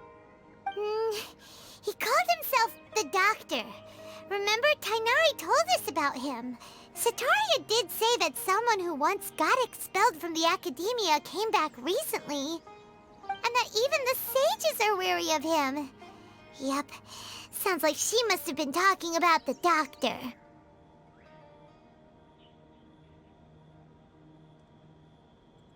Yeah, now that the Doctor's in the picture, we're no longer just dealing with the academia. They're in cahoots with the Fatui. But what are the Fatui after this time? Another Gnosis? Yeah, things would be a lot easier with Nahida's help. Nahida said we'll meet again outside of the city. But we can't just keep waiting around, right? You mean... Oh, right! Wasn't he invited by the sages to work on some project when we were staying with him in the Vidia Forest? That has to be the same project. Even though he turned it down at the time, he might still know something. There's no time to lose. Let's go to Gandharvaville.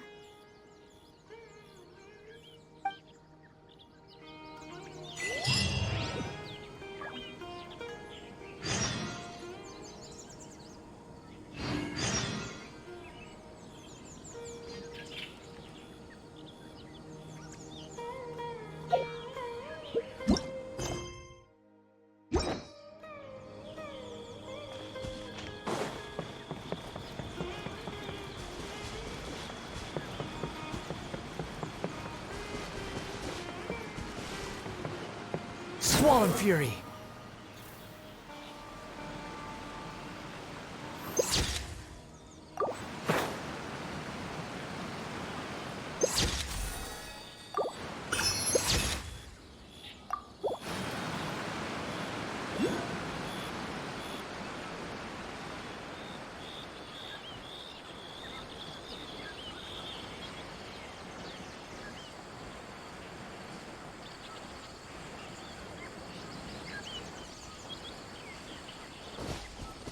The wind rises.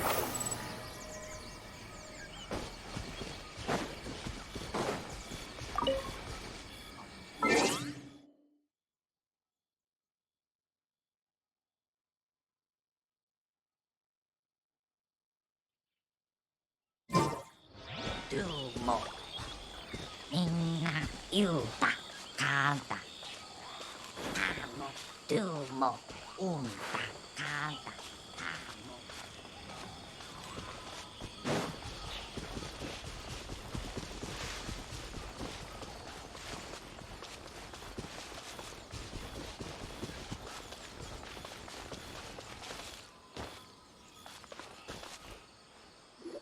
Hold it right there.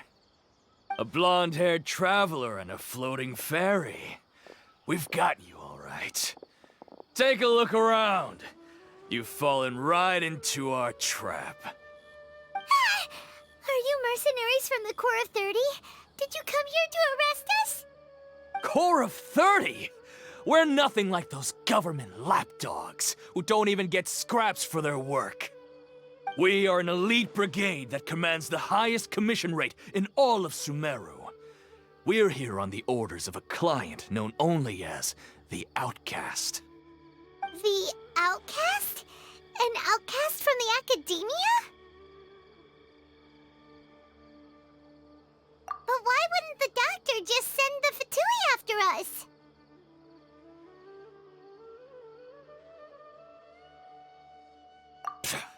Still wasting time on idle chit-chat. We'll shut you up soon enough. Get them! You're up, Traveler! Just following orders.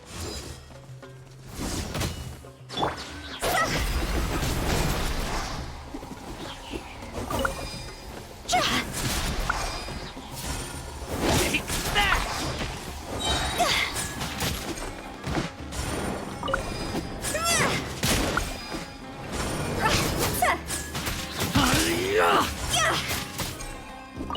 Take that!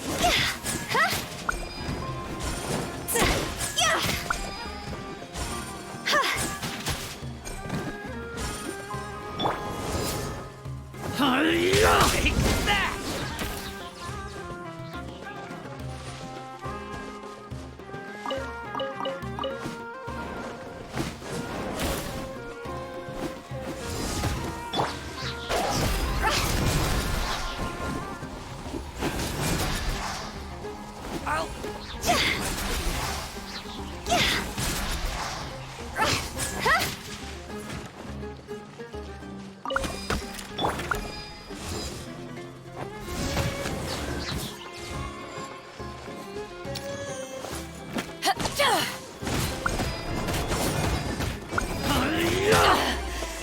Haven't won yet.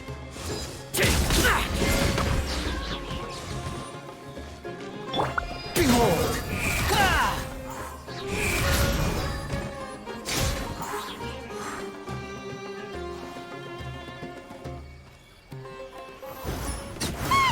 It isn't over yet! Here comes reinforcements!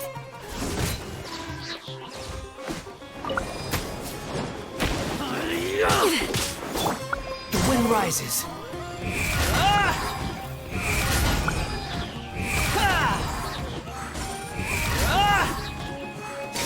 Need.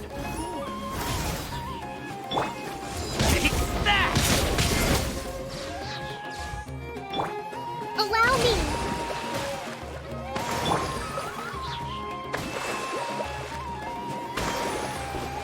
See?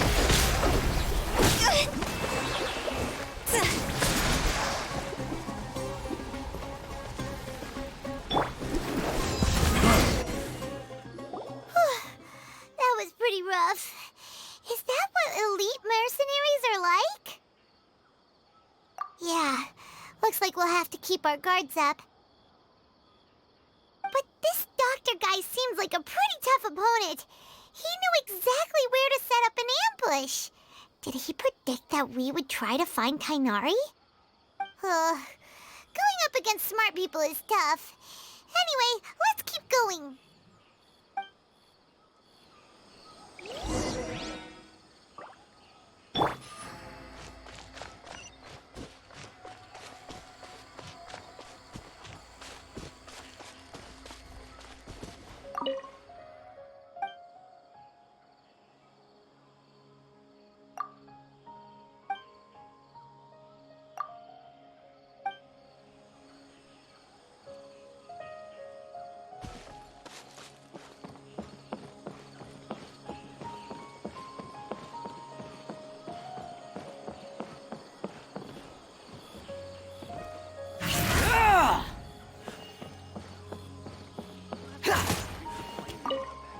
For the next interview, I think I'll start.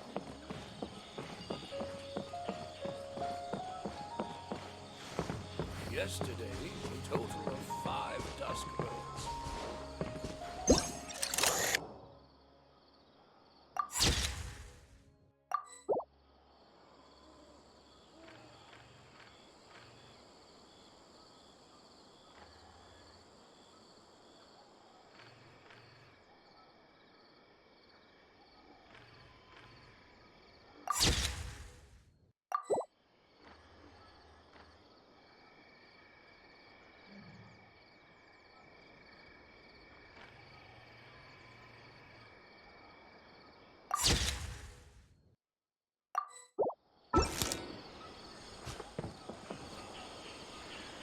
Oh, it's the Traveler and Paimon.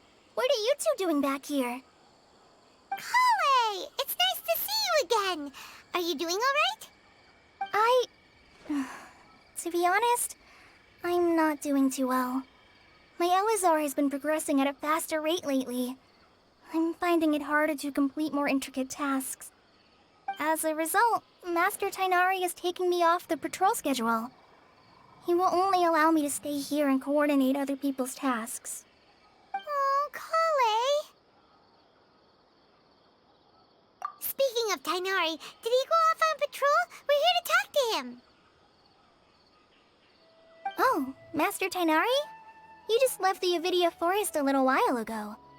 He was headed to Party's DI. Huh? He left? But isn't Tighnari always saying that he never wants to leave the Avidia Forest? He even turned down the Sage's invitation. I thought it was weird too. Master Tighnari always prioritizes his work as a forest watcher above everything. He almost never leaves his post. He left in a hurry this time, though. No, I only found out that he left through a message he left behind. He also made sure to delegate all his tasks using a schedule. To leave in such a hurry? I'd guess he had something urgent to take care of. Master Tighnari originally studied in the Amorta Darshan of the Academia, and Partis DI is something like the Amorta's research base. Many rare shrubs and grasses have been planted there for research. I know that before he became a forest watcher, Master Tighnari once spent a long time conducting research at Partis DI. A research base, huh? Gotta wonder what kind of research Tighnari just decided to work on all of a sudden. Oh, we don't have a lot of time, so let's go look for him at Party's DI.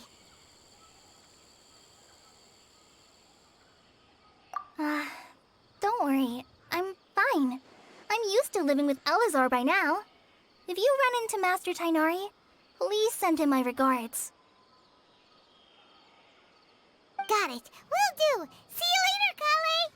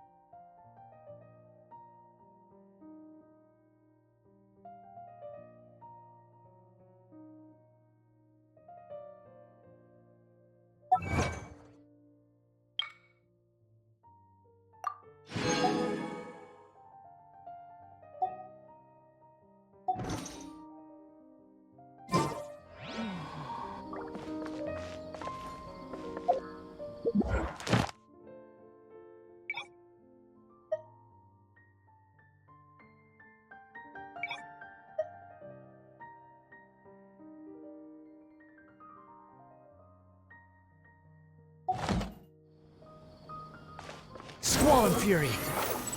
Yeah!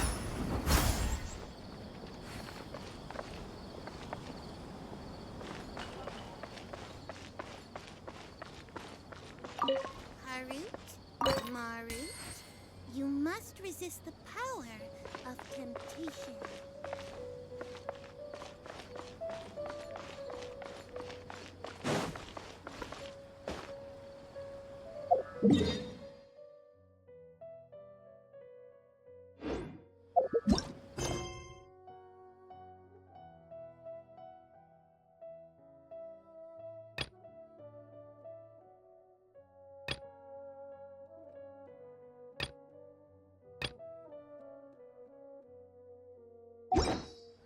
You think I've got a sharp tongue? I just tell it like it is.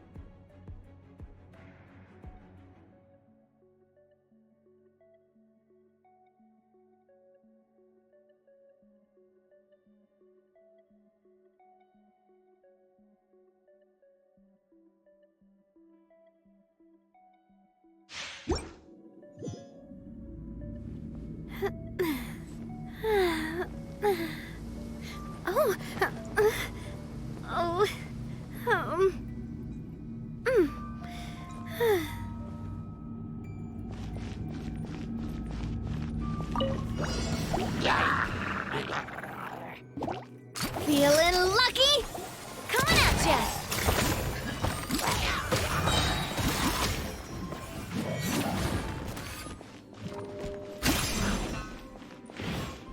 Umbrella warfare, I guess!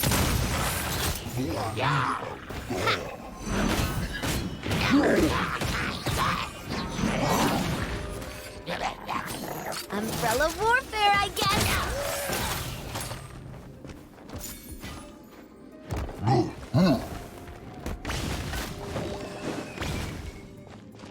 Feeling lucky?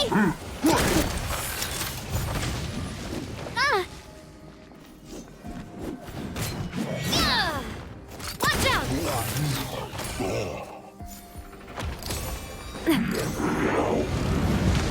Ow! I'm fine. I'm going in! Hey there! Attack! That's the way. Hey there!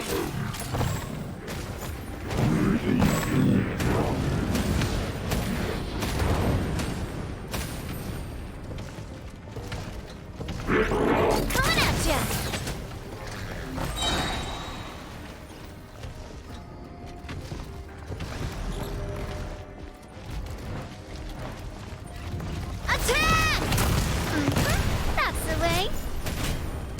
Umbrella warfare, I guess.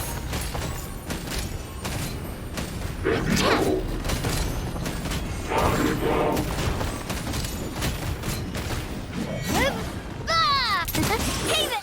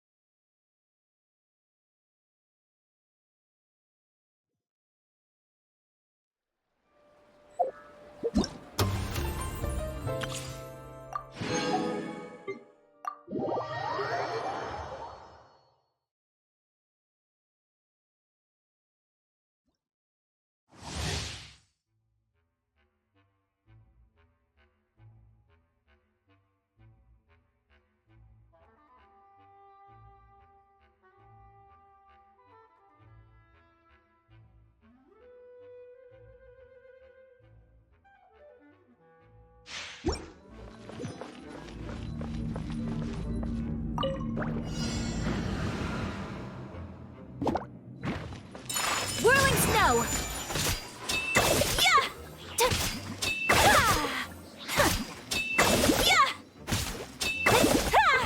Yeah! My apologies!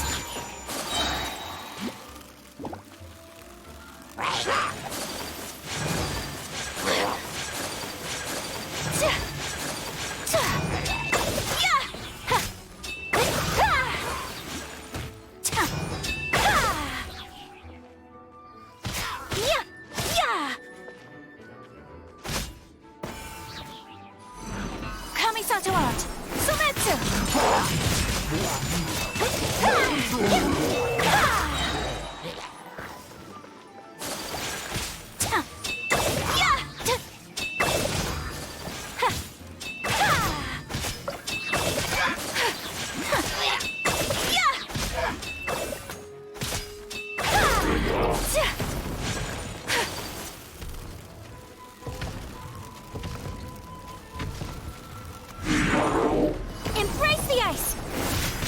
Whirling snow!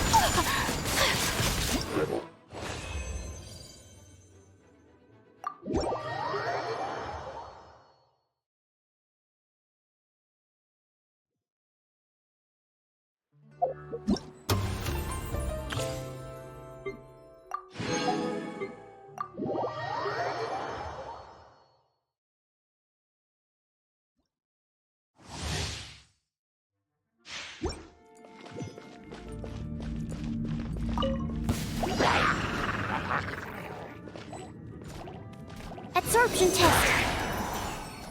Stand clear.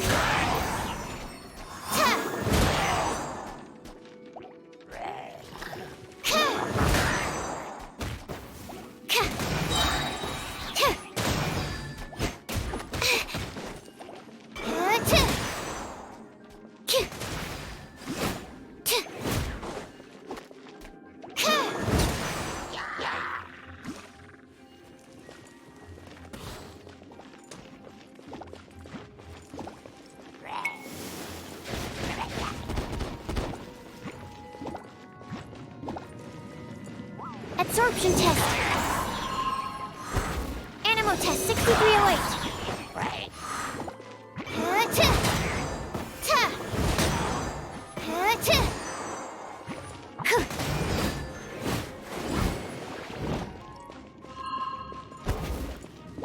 Absorption test.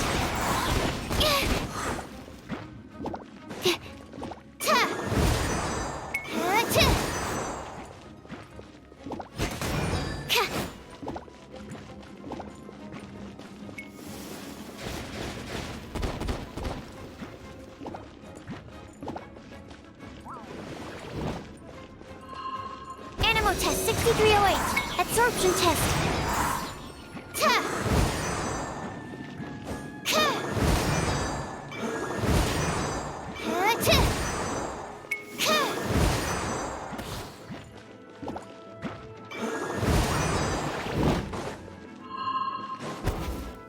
Animo test 6308.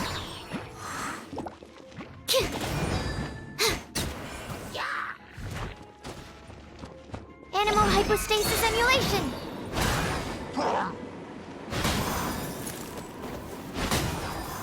Absorption test! Stand clear!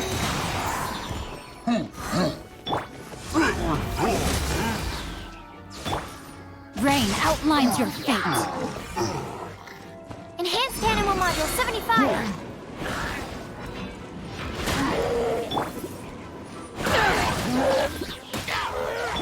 Animal test 6308!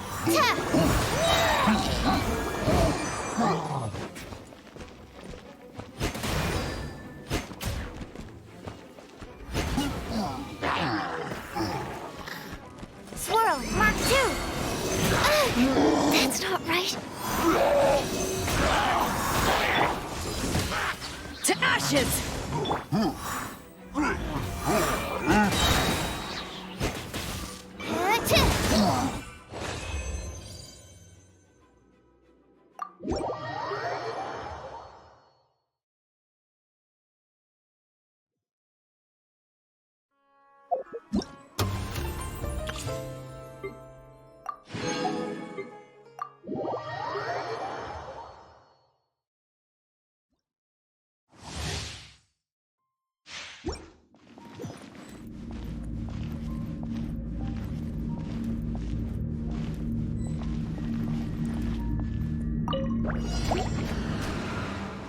Judgment!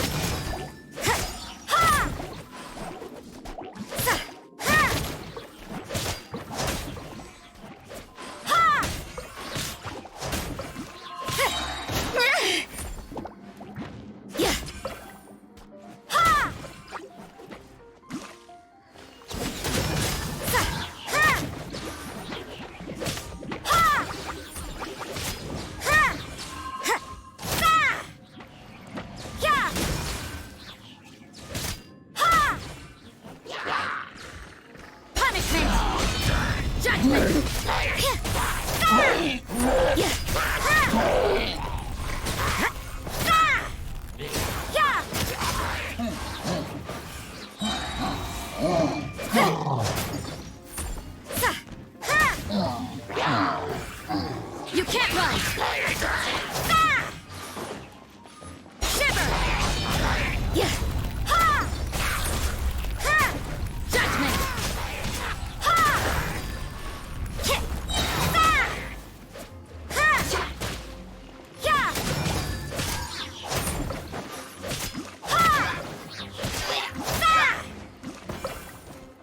Punishment!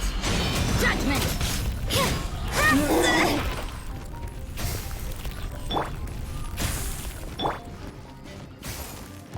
Everybody stand! You can't run!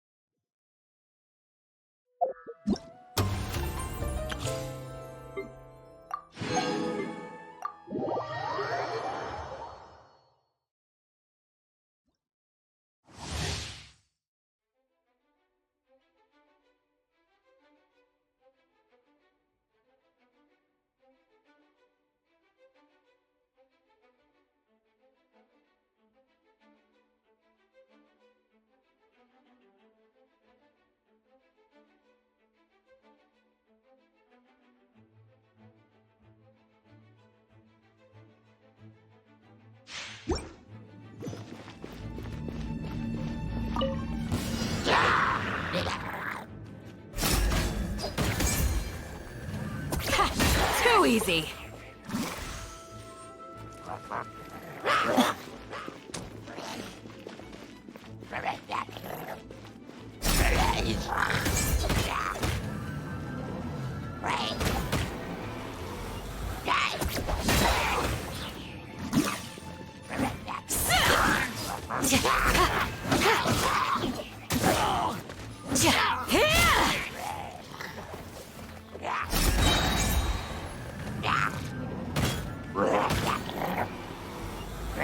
You're exposed!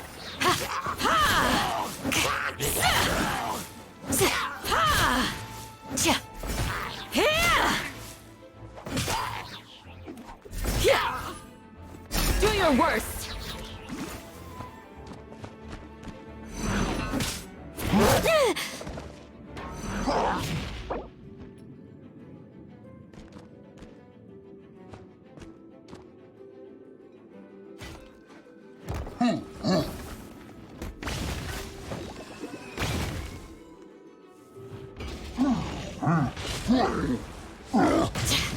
Just a graze.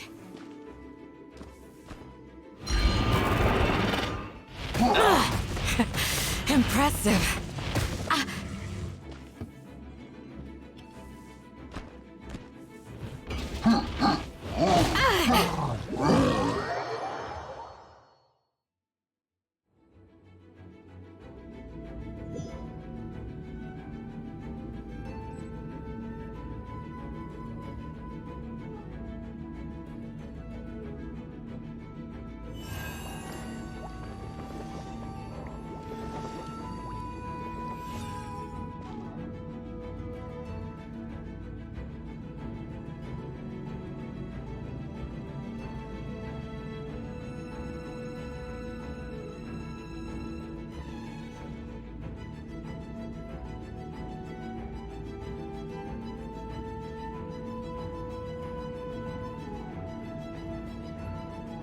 Peace and good health should be enjoyed by all.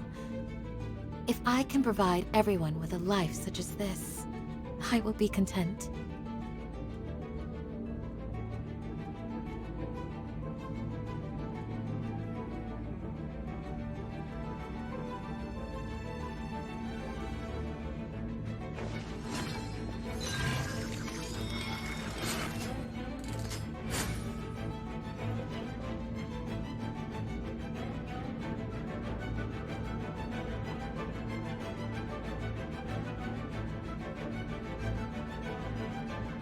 A shield is not enough to protect the most important things.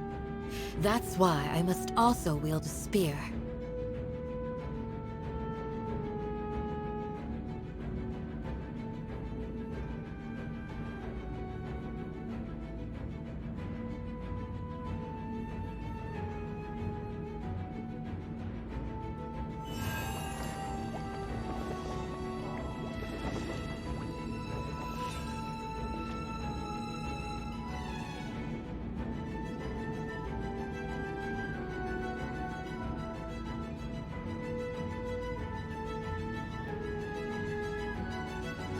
Peace and good health should be enjoyed by all. If I can provide everyone with a life such as this, I will be content.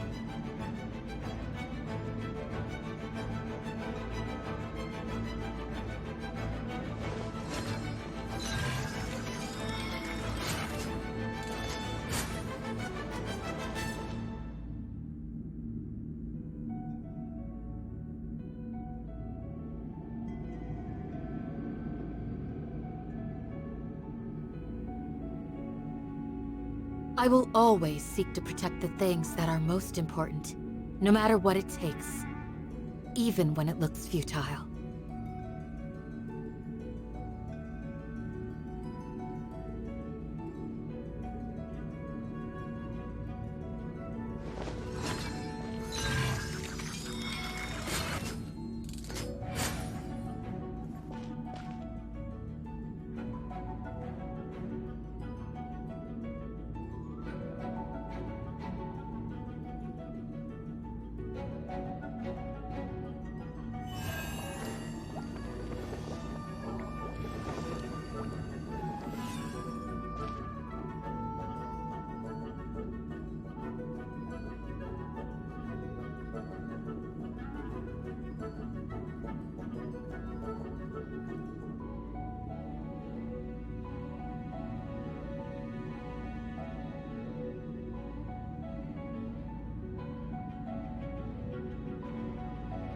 A shield is not enough to protect the most important things. That's why I must also wield a spear.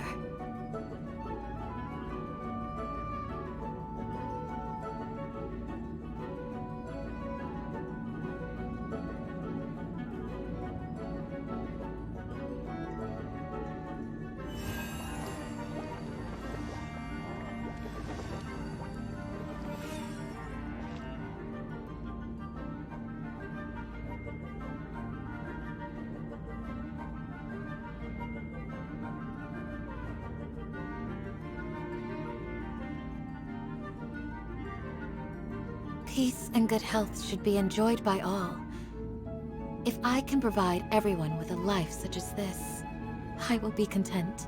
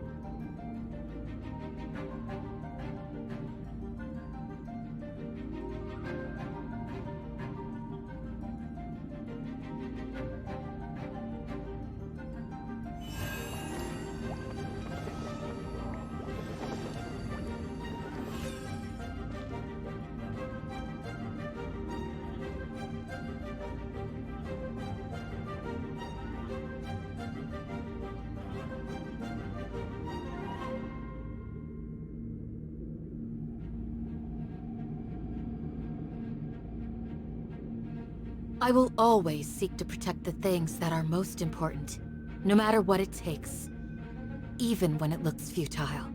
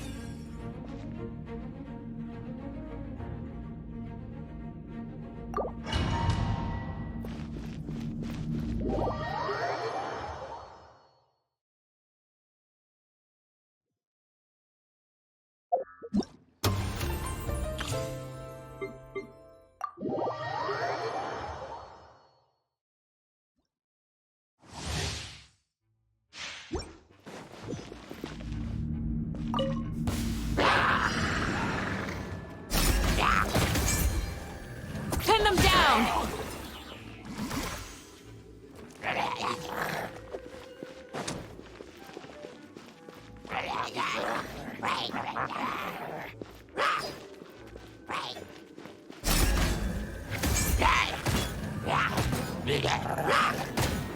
You're exposed!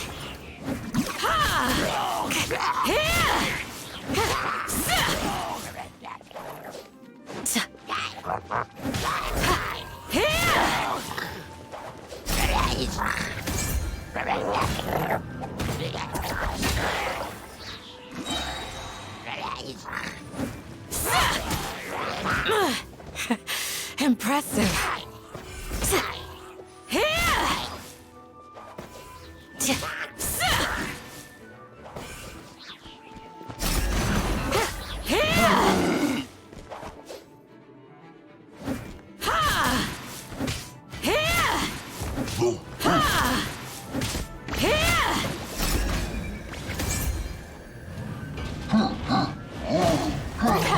Too easy.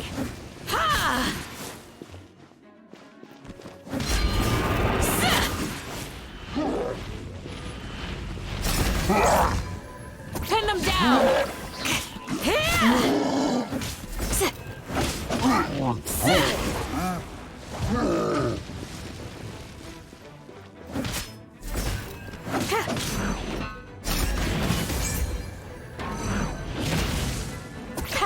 Too easy.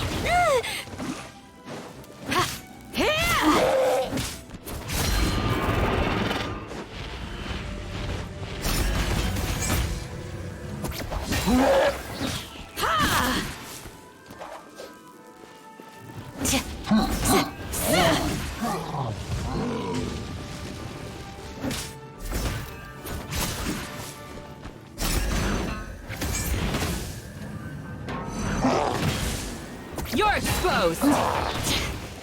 Just a grace. Ha!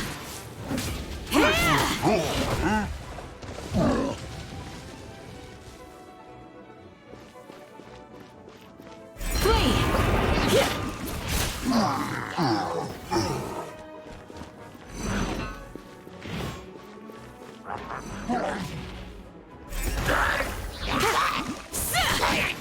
Hear my prayer! Yield!